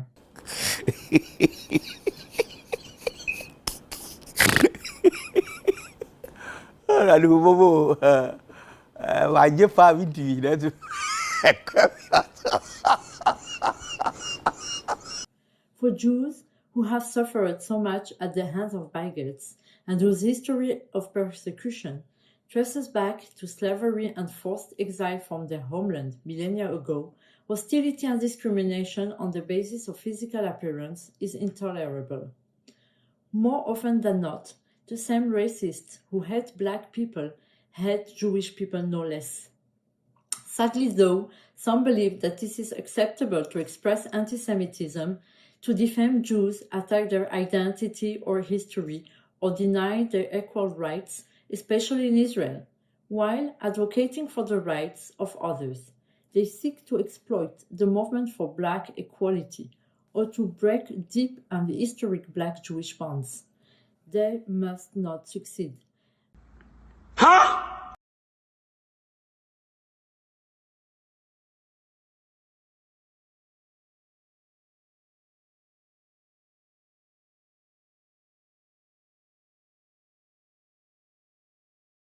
I'm not a politician. I'm not about a religion. I'm an Israelite. Don't call me black no more. That word is only a color. It ain't facts no more. It ain't facts no more. It ain't facts no more. Buzzing. Radars is buzzing. Yeah, yeah. Yeah, yeah. Yeah, yeah. Yeah, yeah. Yeah, yeah. Today, it is prohibited, and you can Google this, to do a DNA test in Israel. Totally forbidden. Wrong. It's illegal. It's a crime. You'll be jailed if you do a DNA test in Israel. Why? Because they know the truth will come out. You come from Poland, you come from Ukraine, you came from Europe, you came from everywhere else. And they were the original Middle Eastern Jews who lived together with the Muslims and the Christians for centuries. For centuries. So what happened to a lot of the Jews? They seek to exploit the movement for black equality or to break deep and historic black-Jewish bonds. They must not succeed. Huh? Racism and anti-Semitism are fundamentally interconnected, as is the struggle against them. Thank you, Madam President. Did you ever look up the word black in a dictionary? For what? Did you ever study anything that wasn't part of some con? What the hell for, man? Come with me. Black, destitute of light, devoid of color, enveloped in darkness, hence utterly dismal or gloomy, as the future looked black. Pretty good with them words, ain't you? Soiled with dirt, foul, sullen, hostile, forbidding, as a black day. Foully or outrageously wicked, as black cruelty, indicating disgrace, dishonor, or culpability. And there's others, black male, black ball, black guard. Yeah, well, that's something all right. Let's look up white. Here. Read. White, of the color of pure snow, reflecting all the rays of the spectrum, the opposite of black.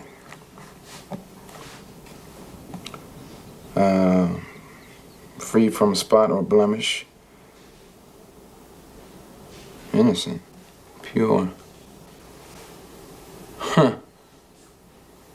Ain't this something? Without evil intent, harmless, honest, square dealing, and honorable. Wait a minute, but this was written by white folks though, right? I mean, this is white folks' book? This sure ain't no black man's book. So what we reading this one for? Because the truth is lying there, if you read behind the words. The less we identify with being black, and the more we identify with being African, the more we empower our diaspora, the more we empower our continent, and the more we empower our global solidarity.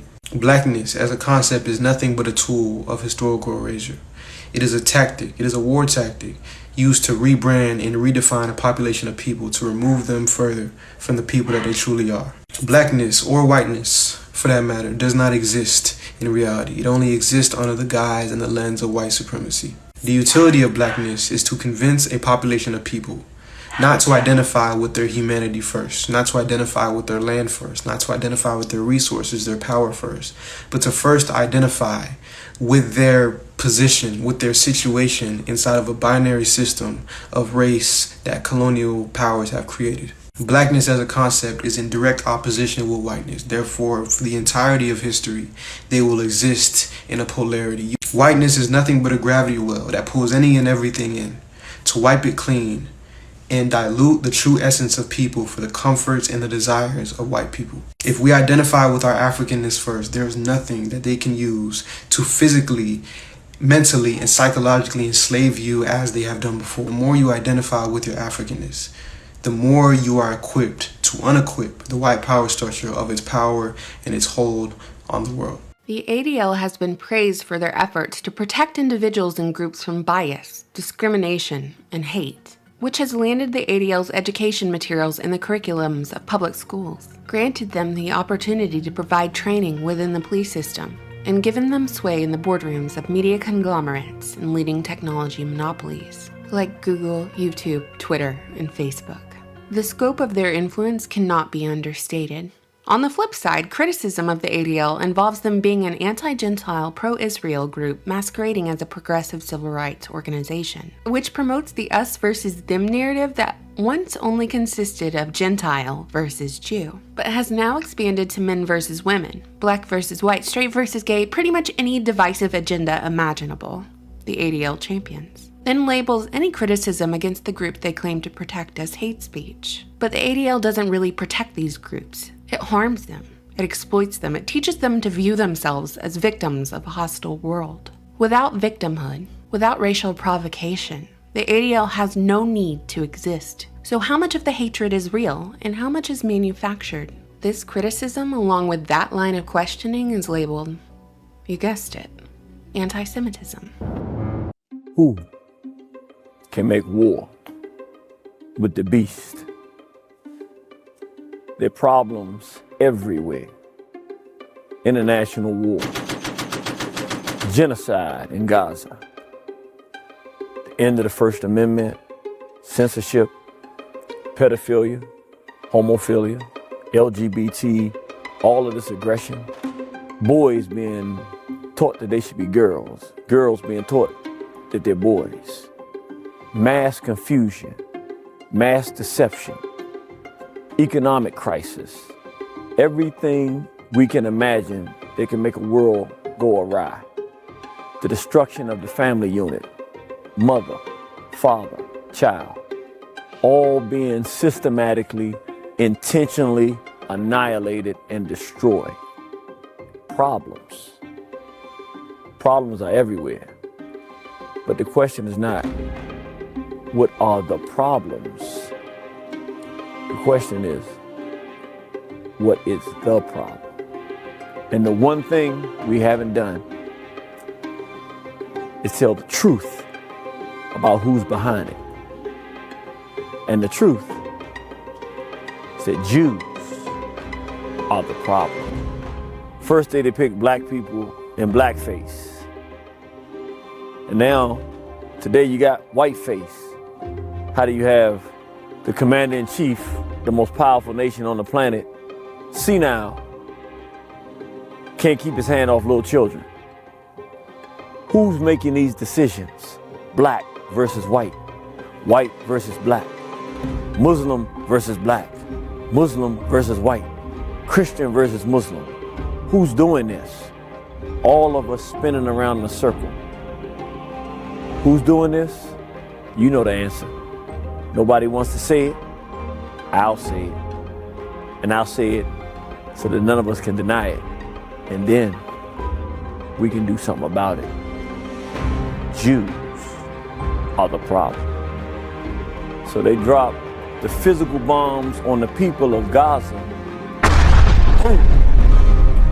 They drop the internal bomb in the veins of the people, Fauci, COVID-19 in America.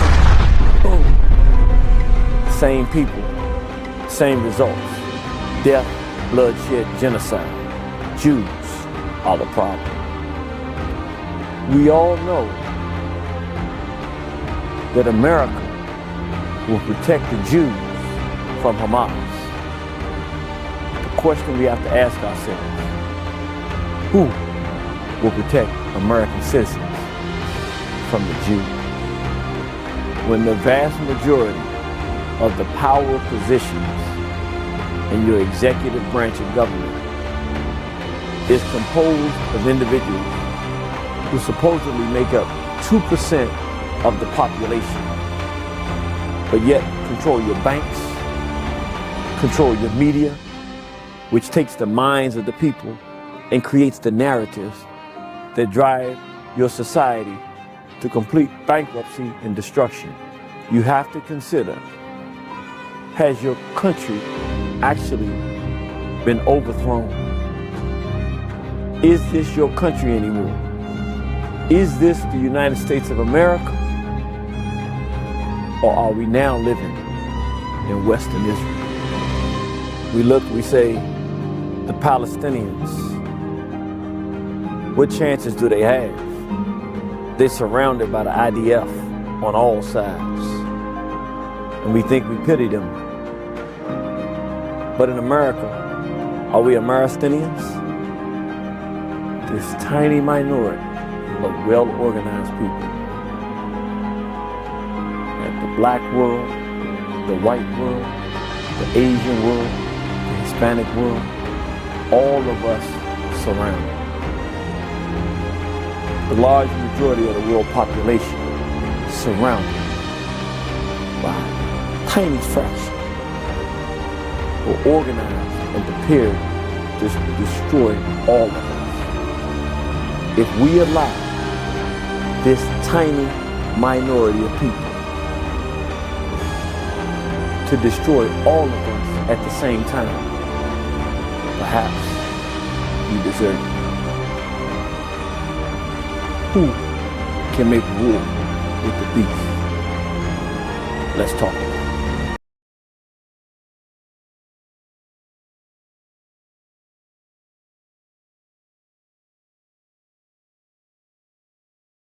Like, we're going to be more pro-Israel than you can even imagine.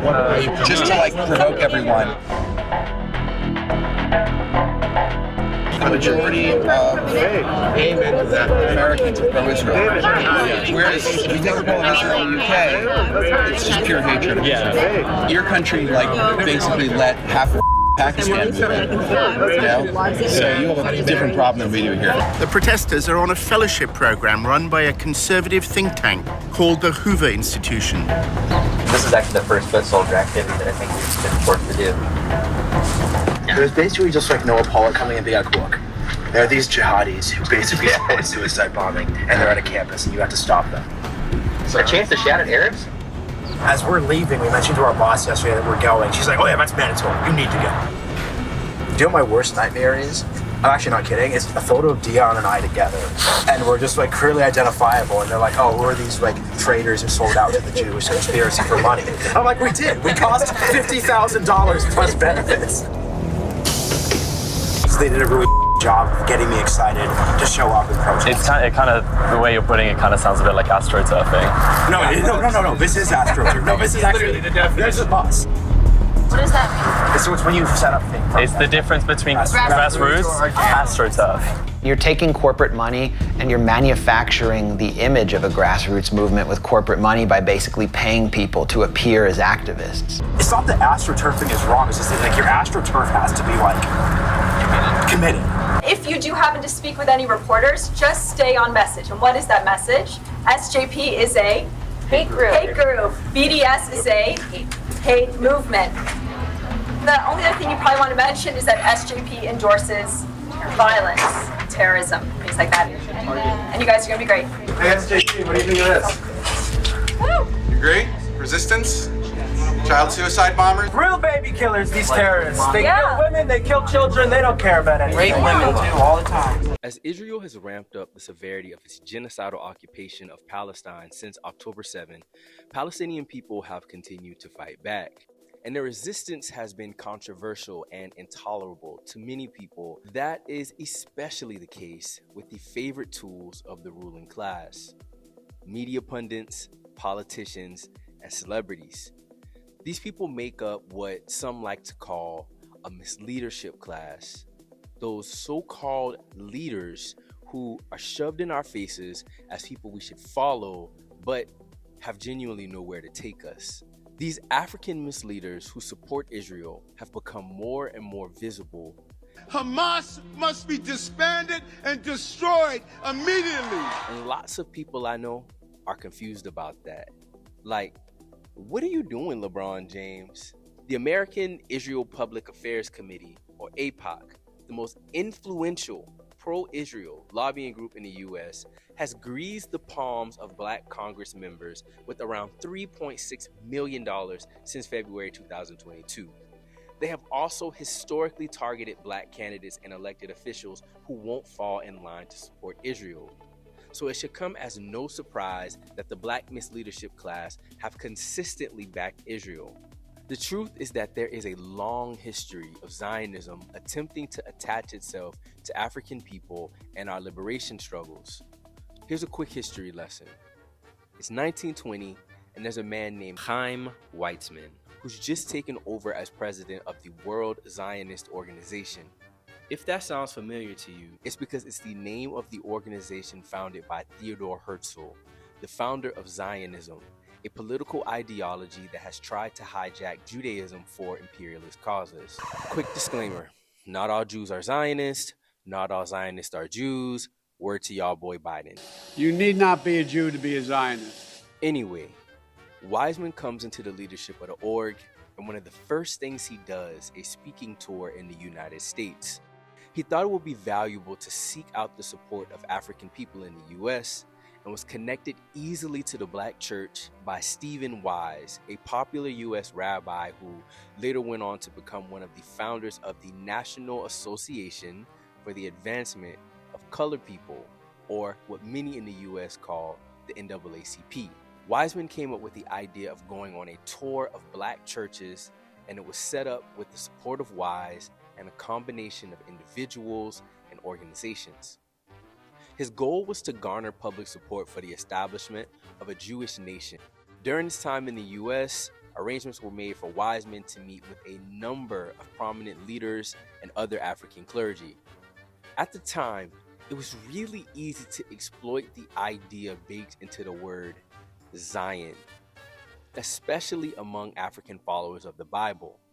And that's because in the US at the time, you had millions of Africans whose ancestors had been stolen from Africa, forced into slavery, only to fight their way out and find themselves in a living hell. Jim Crow, widespread lynching, straight up apartheid. Unfortunately, it was too easy to convince a lot of Africans in the US that their idea of returning home and the Zionist idea of returning home were the same. A lot of our heroes fell for this political trickery. In 1948, W.E.B. Du Bois wrote an entire address to the American Jewish Congress titled America's Responsibility to Israel. Though I have to point out that he later revised his position on this. And in many cases, Zionists were also able to twist the words and sentiments of such figures after they died to associate their causes with Zionism. By the 1950s, the civil rights movement was in full swing in the United States, and the Zionist cause found some support in the movement's biggest star, the Reverend Dr. Martin Luther King Jr., head of the Southern Christian Leadership Conference. The SCLC was a predominantly Christian organization that employed nonviolent direct action strategies in the struggle for civil rights for Africans in the United States. And out of the SCLC grew a call for a new student-led initiative, one whose youthful vibrance and impatience with the status quo would come to evolve the ideology of the U.S. civil rights movements and buck up against the way the entire country talked about Zionism. Thus was born SNCC, short for the Student Nonviolent Coordinating Committee, which was formed by young activists, including now prominent figures like Ella Baker, Diane Nash, and Julian Bond. SNCC began in 1960 as a political organization mostly focused on acquiring voting and civil rights for Africans in the US. But by 1967, their ideology had begun to adopt anti-capitalism and anti-imperialism. This was largely due to a growing internationalist and Pan-Africanist outlook among its members. Members like a woman named Ethel Minor. As a journalist, she quickly became the editor of the SNCC newsletter in the summer of 1967. This was a crucial turning point in the Zionist occupation of Palestine. That June, the world witnessed the Six-Day War. That's when, over the course of 6 days, Israel captured territories from its neighbors, including the Sinai Peninsula, the Gaza Strip, the West Bank, East Jerusalem, and the Golan Heights. In the midst of this, staffers at the SNCC newsletter decided the organization had a responsibility to speak out. As editor, Ethel Minor oversaw a rich print feature, including an objective critique of the facts and an interactive game for Africans in the US to test their knowledge of the Zionist occupation. The ending of her letter from the editor read as follows. Since we know that the white American press seldom, if ever, gives the true story about world events in which America is involved, then we are taking this opportunity to present the following documented facts on this problem. These facts not only affect the lives of our brothers in the Middle East, Africa, and Asia, but also pertain to our struggle here. The day these papers hit the streets was incredibly significant, because SNCC had officially posed a formidable challenge to the line on Israel held by the establishment of the US Civil Rights Movement. And they pissed a lot of Zionists off too. Like, a lot. While it is true that many Jewish organizations in the US financially supported the Civil Rights Movement, so did many Zionist organizations. And with SNCC's loud rebuke of Zionism came an even louder snatching back of them checks. Critics accused the language and graphics of the paper of being anti-Semitic, a common Zionist deflection tactic. They were slammed in the press as a Negro extremist group. Theodore Bickel, a popular US singer and actor who claimed to be in solidarity with the Civil Rights Movement, wrote a whole hit piece called A Farewell to SNCC, where he denounced the young organization and rubbed MLK all in their faces. And unfortunately, when asked for comment on the SNCC newsletter, MLK himself hit them back. This is how Kwame Ture remembers it. Any attack on Israel, this is a quote, any attack on Israel, no matter how you camouflage it, is an attack on Semitism, is anti-Semitic. Poor King was confused. The backlash against SNCC was swift and brutal. Kwame Ture, who was the acting chairman of SNCC at the time Minor issued the newsletter, said in 1988, "Once we attacked the state of Israel, SNCC was closed down in 3 months. Not only did the media go on attack, but the liberals, non-Jewish liberals, were jumping over each other to attack us." Though SNCC ultimately met its end, their anti-Zionist contribution to the US freedom struggle birthed many formations. It was the bedrock of the anti-Zionist analysis of the Black Power movement in the United States, from the Black Panther Party to the Revolutionary Action Movement to the Republic of New Africa and the All African People's Revolutionary Party. But it also spurred reactionary formations, like the Black Americans Support Israel Committee, or BASIC. Yes, BASIC. It was founded in 1975 by civil rights figures like A. Philip Randolph and Bayard Rustin. According to both of them, BASIC was designed to fight back against the efforts of newly independent African states that were trying to expel Israel from the United Nations, or at least condemn the Zionist state. Over the course of history, our consciousness of the Zionist occupation of Israel has evolved. But in many ways, we can still see how Zionism attempts to obscure our worldview. For young African people in the US today, It's our responsibility to remember our people's path of radical solidarity against Zionism in the United States. For over a century, the Anti-Defamation League has cultivated its reputation as the premier organization dealing with matters of anti-Semitism and is almost always brought in to judge its alleged incidents. In one analysis, researchers found that the ADL was mentioned in 2/3 of 46,000 articles mentioning white nationalism from 2018 to 2019. Despite the ADL's reputation in the media as an infallible anti-racist organization, the ADL has long been accused of selectively deploying accusations of anti-Semitism and being purveyors of anti-Black and anti-Palestinian racism themselves. And that's exactly what I saw at the ADL's annual anti-Semitism conference, Never Is Now, held in New York City. The conference began with a few speeches speaking generally about the evils of anti-Semitism, but within a half hour or so, the conference moved on to the real issue at hand.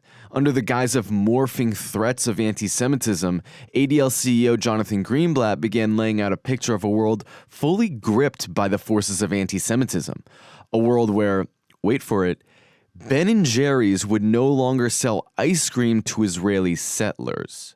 Brands like Ben & Jerry's, who knew when they announced that they would not sell ice cream in the West Bank, it effectively would end their presence in all of Israel.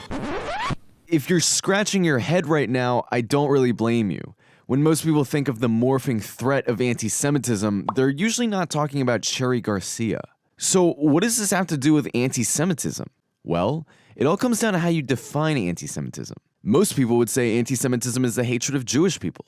This would include acts of violence, threats, slurs, and racist tropes. But for decades, the ADL has desperately tried to attach another article onto the definition of anti-Semitism: criticism of the State of Israel. Ben & Jerry's, according to the ADL, is anti-Semitic because they took up a call from Palestinians to boycott Israel for its human rights abuses. In fact, the entire focus of the conference was not identifying or confronting far-right groups and ideologies, but instead legitimizing this pro-Israel definition of anti-Semitism. Nearly half the panels scheduled for that day were explicitly about equating criticism of Israel with anti-Semitism. The first panel I went to was called New Tactics in Anti-Semitism, and I thought maybe this has something to do with the rise of the far right. Nope. This entire panel was dedicated to attacking a website called the Mapping Project, a website which tracks ties that different Massachusetts institutions have to Israel. Now, even though nothing on the website is factually untrue, the panel felt so threatened by the website that one of the panelists actually said that the concept behind the Mapping Project was the exact same as the Tree of Life synagogue shooting, which was the deadliest anti-Semitic attack in U.S. history.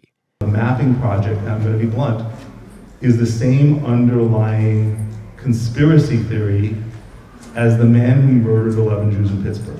The shooter, Robert Gregory Bowers, was a hardened neo-Nazi who obsessively posted about a made-up Jewish plot to flood white countries with immigrants. While the panel about the Mapping Project went on for about an hour, there was not a single mention of white supremacist groups on a panel called New Tactics in Anti-Semitism. The next panel I went to was dedicated solely to whether or not criticism of Israel can be differentiated from anti-Semitism. On this panel, the moderator came up with all kinds of scenarios where the panelists were supposed to decide whether certain criticisms of Israel were anti-Semitic or legitimate. So, is it possible to not be anti-Semitic while criticizing Israel? Apparently not.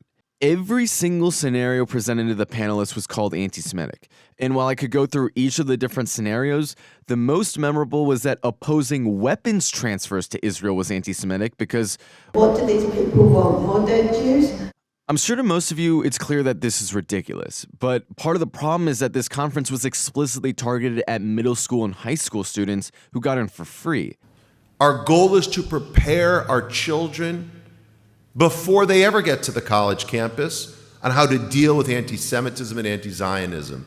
In practice, this meant that you had incredibly young people who are highly impressionable hearing this completely biased definition of anti-Semitism from people they saw as absolute authorities. One of the biggest issues in the ADL's eyes was that certain unnamed marginalized groups have allegedly become the biggest purveyors of anti-Semitism. Certain marginalized groups seem to be some of the biggest offenders of anti-Semitism. People don't want to talk about that. And what's really sad is that so many other minority groups have joined this bandwagon, that a lot of the national anti-Israel organizations have made it their cause for the last 20 years to equate the Palestinian problem with the problems of racism in this country. It is not a racial conflict. And those kinds of equations are just stupid, and they don't belong on campus. The implication that black people are somehow the face of anti-Semitism has been a consistent theme throughout the history of the ADL. In 2019, the ADL smeared Ilhan Omar as an anti-Semite for tweeting out that the American Israel Political Affairs Committee donating to politicians might have an impact on their positions on Israel. In 2018, the ADL led a campaign against then CNN commentator Mark Lamont Hill for saying, "From the river to the sea, Palestine will be free," which the ADL said was a coded message that secretly meant that Hill wanted to destroy the state of Israel. The ADL campaign got Hill fired from CNN. Going back to the 1980s, the ADL blocked anti-racist school curricula prepared by the National Anti-Klan Network because they deemed it too radical. And in 1967, the ADL compared the Student Nonviolent Coordinating Committee to a black version of the KKK because of its support for Palestine. To this day, the ADL still conditions its support for black liberation movements on whether or not they support Israel. In 2016, the ADL denounced the Black Lives Matter movement after BLM released a policy platform criticizing Israel. Despite releasing multiple statements condemning the murder of George Floyd, the ADL will never tell you that they're one of the largest non-governmental sponsors of police exchanges between the United States and Israel, where repressive policing tactics are exchanged. So it really comes as no surprise that there's been a historically instinctive solidarity between anti-racist and Palestinian protesters facing off against tear gas and repression. Historically, white Europeans have always been the main purveyors of anti-Semitism, not black people. But for an organization hell-bent on blurring the connection between the Palestinian struggle and the struggle of other oppressed nationalities, the long history of black Palestinian solidarity constitutes a tremendous threat. This strong support for Palestine among oppressed nationalities is also why there's so many white nationalists who, despite their vicious anti-Semitism, support Israel. Richard Spencer, who famously sig-heiled Trump's 2016 presidential victory, is actually an outspoken supporter of Israel. Why? Because, in his own words, Israel resembles the type of white-only ethno-state he wants to create in the US. Israel is a two-tiered legal system, one set of rule for Jews and another for Arabs. Israel has Jewish-only roads and Jewish-only schools. Jews have one type of ID while Arabs have another. Israelis are free to travel anywhere in Palestine, whereas Arabs are forced to apply for travel permits and endure brutal and humiliating checkpoints. The legal system also fosters a deeply racist mentality towards Arabs. Polls show that about half of Israeli high schoolers don't think Arabs should have the right to vote. Another poll showed that almost half of Israeli Jews don't want Arabs teaching their kids. It's basically an Israeli version of Jim Crow. After publishing a video titled 10 Reasons I Hate the Jews, Gavin McInnes, founder of the Proud Boys, declared that he likes Israel as, quote, more than a friend, and that they should stop apologizing for everything, like their immigration policy. Israel's immigration policy towards non-Jews is incredibly harsh, especially towards Africans. In 2015, Israel passed a law that would require non-Jewish African migrants to either leave Israel or go to prison. And Israeli politicians often liken African migrants to a cancer on Israeli society. Even Jonathan Greenblatt himself, for all the lip service he gives about opposing Trump's racism, was happy to accept the Trump administration's invitation to see the U.S. Embassy to Israel move from Tel Aviv to Jerusalem. White supremacists correctly see Israel as a racist Jewish supremacist state. They celebrate the European colonization of Palestine for the same reason they celebrate Europe's conquest of the Americas. And they admire the way the state of Israel has made the indigenous Arabs a subjugated class on their own land. But for the ADL, supporting a country admired by white supremacists for being a model ethno-state is apparently not a contradiction. Likewise, Israel's consistent support for white supremacist ethno-states also didn't seem to register as a cause for concern for the self-proclaimed anti-Semitism watchdog. Israel was one of the few countries in the world to recognize the legitimacy of apartheid South Africa. Initially, Israel was hostile towards South Africa because so many leading figures in the South African government supported the Nazis. But it eventually got over it as Israel realized that it had far more in common with South Africa as a fellow apartheid state than they had differences. The two countries signed a secret agreement in 1975 to exchange weapons when both countries were under international arms embargoes for their violations of international law. While Israel went to great lengths to try to cover up this relationship, recently uncovered documents indicate that Israel offered to sell apartheid South Africa nuclear weapons. It's widely believed that the 1979 Vila incident, where U.S. satellites detected an explosion off of South Africa's coast, was actually a joint Israeli-South African nuclear weapons test.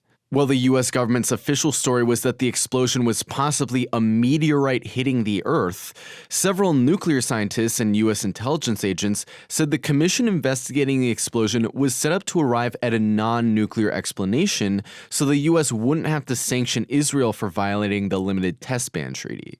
Israel also played a major role in arming Rhodesia, the name of a British settler colony and apartheid state that occupied present-day Zimbabwe. While Israel publicly condemned Rhodesia, privately, Israel was pouring weapons into Rhodesia in a desperate attempt to prop up the apartheid regime, which, like South Africa, couldn't buy weapons due to international sanctions.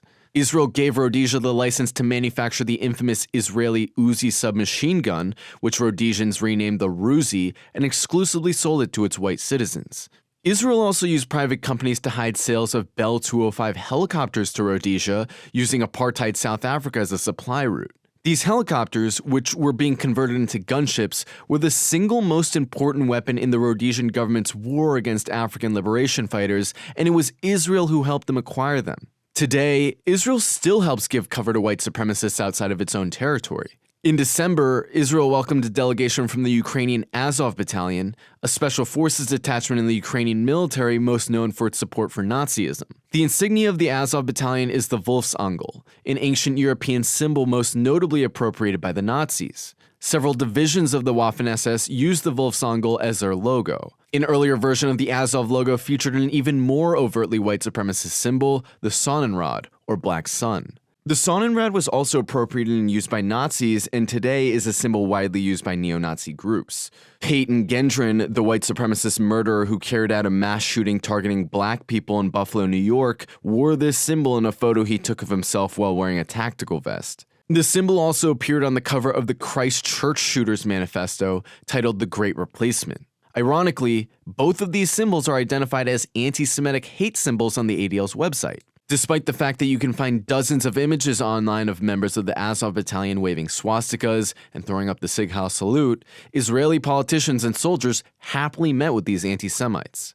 Since the war in Ukraine began, Western governments and media outlets have been working overtime to downplay the Azov Battalion's clear ties to Nazism. Instead of condemning the Western media's attempt to whitewash the Azov Battalion, the ADL obediently followed this trend by rewriting its own understanding of the battalion. Until recently, the ADL correctly recognized Azov's far-right tendencies and wrote a report that included details of its ties to fascist groups in America.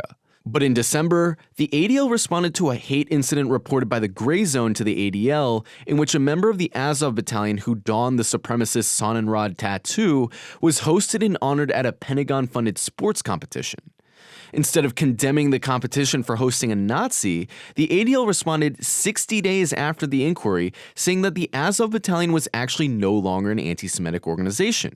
Try telling that to the Azov guy with a Nazi tattoo. Anti-war activists have repeatedly warned that heavy weapons sent to Ukraine would inevitably end up in the hands of far-right groups like the Azov Battalion. In fact, there's a video of a Ukrainian neo-Nazi group, C-14, bragging about how they'd siphon off many of the weapons sent to Ukraine by Western countries. Уявіть собі, скільки в нас зброї, скільки в нас ветеранів. А це є, вже йдеться про те, що нові політичні альянси вже глобального рівня, нові політичні виклики. According to the ADL's own website, the Azov Battalion hosts white supremacist groups from around the world, including the United States, so they can fight in the Donbass, gain combat experience, and take it home with them. You can find tons of articles online documenting this connection, and even the US government, which has been the biggest military backer of Ukraine, was concerned about white supremacists in the US traveling to Ukraine to connect with white supremacists there. Despite all of the evidence of neo-Nazis treating Ukraine like an international training ground, the ADL invited a speaker from Ukraine to their conference to ask the attendees to pressure Washington to send even more weapons to Ukraine. You gotta ask yourself if it's actually beneficial to young Jews to scaremonger about this fake threat of Palestinians when there's very real anti-Semitism out there. But it's clear that this completely warped view of anti-Semitism is no accident. The ADL wants Jews to believe that the biggest threats to Jewish people are the ice cream boycott and the proliferation of Levantine history. Because if they actually had to criticize all anti-Semitism, white nationalism, and Nazism, they'd have to criticize Israel and all of its racist allies. The fact of the matter is, the ADL is nothing more than a well-funded PR campaign for a rogue apartheid state that's lost all international legitimacy. The increasingly desperate rhetoric coming from the ADL reflects an increasingly desperate situation for a country trying to maintain colonialism in a world that will no longer...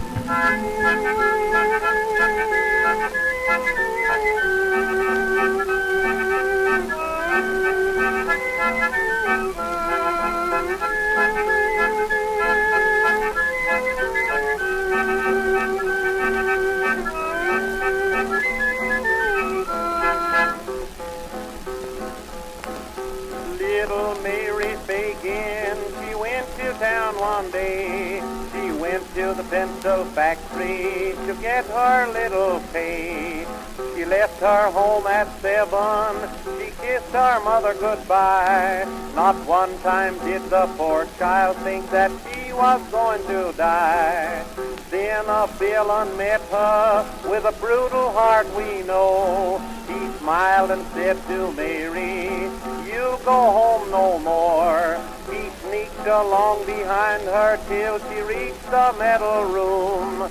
He laughed and said, "Little Mary, you've met your fatal doom."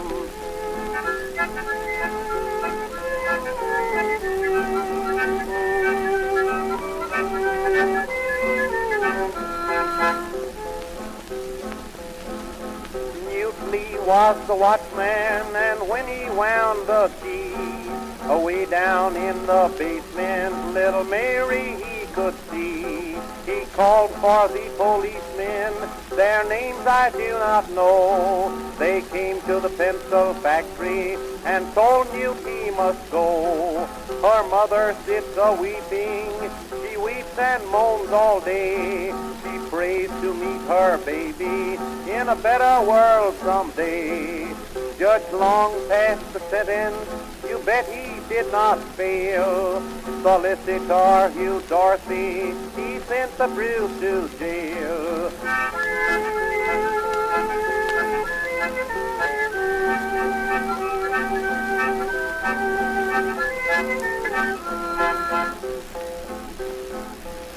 Astonished at the question, the angels they did say, why he killed poor Mary upon one holiday.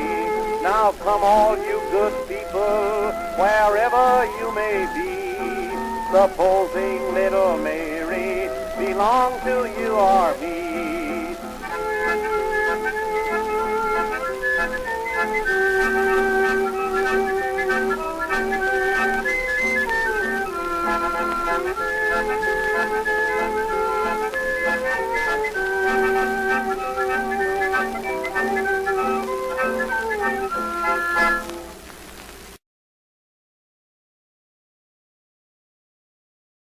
They stole our Jewish name. They stole my identity. They are not the real Jews.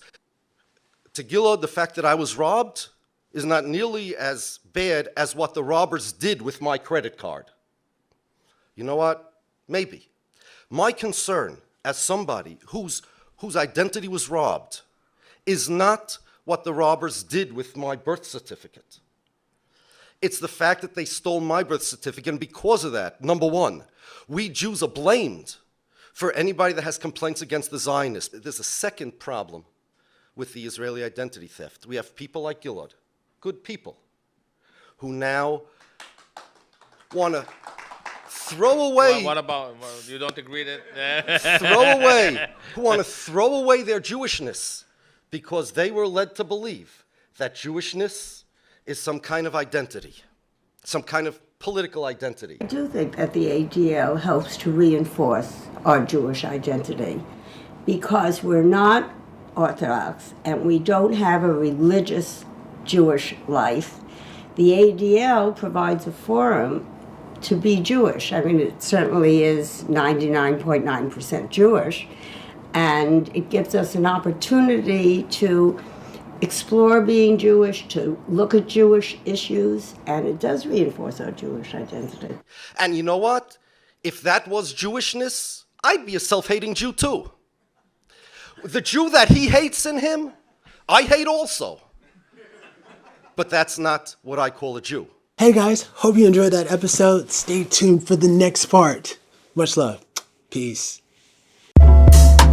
They not like us. They not like us. They not like us. They not like us. They not like us. They not like us. You think the Bay gon' let you disrespect Pop, nigga? I think that Oakland show gon' be on that stop, nigga.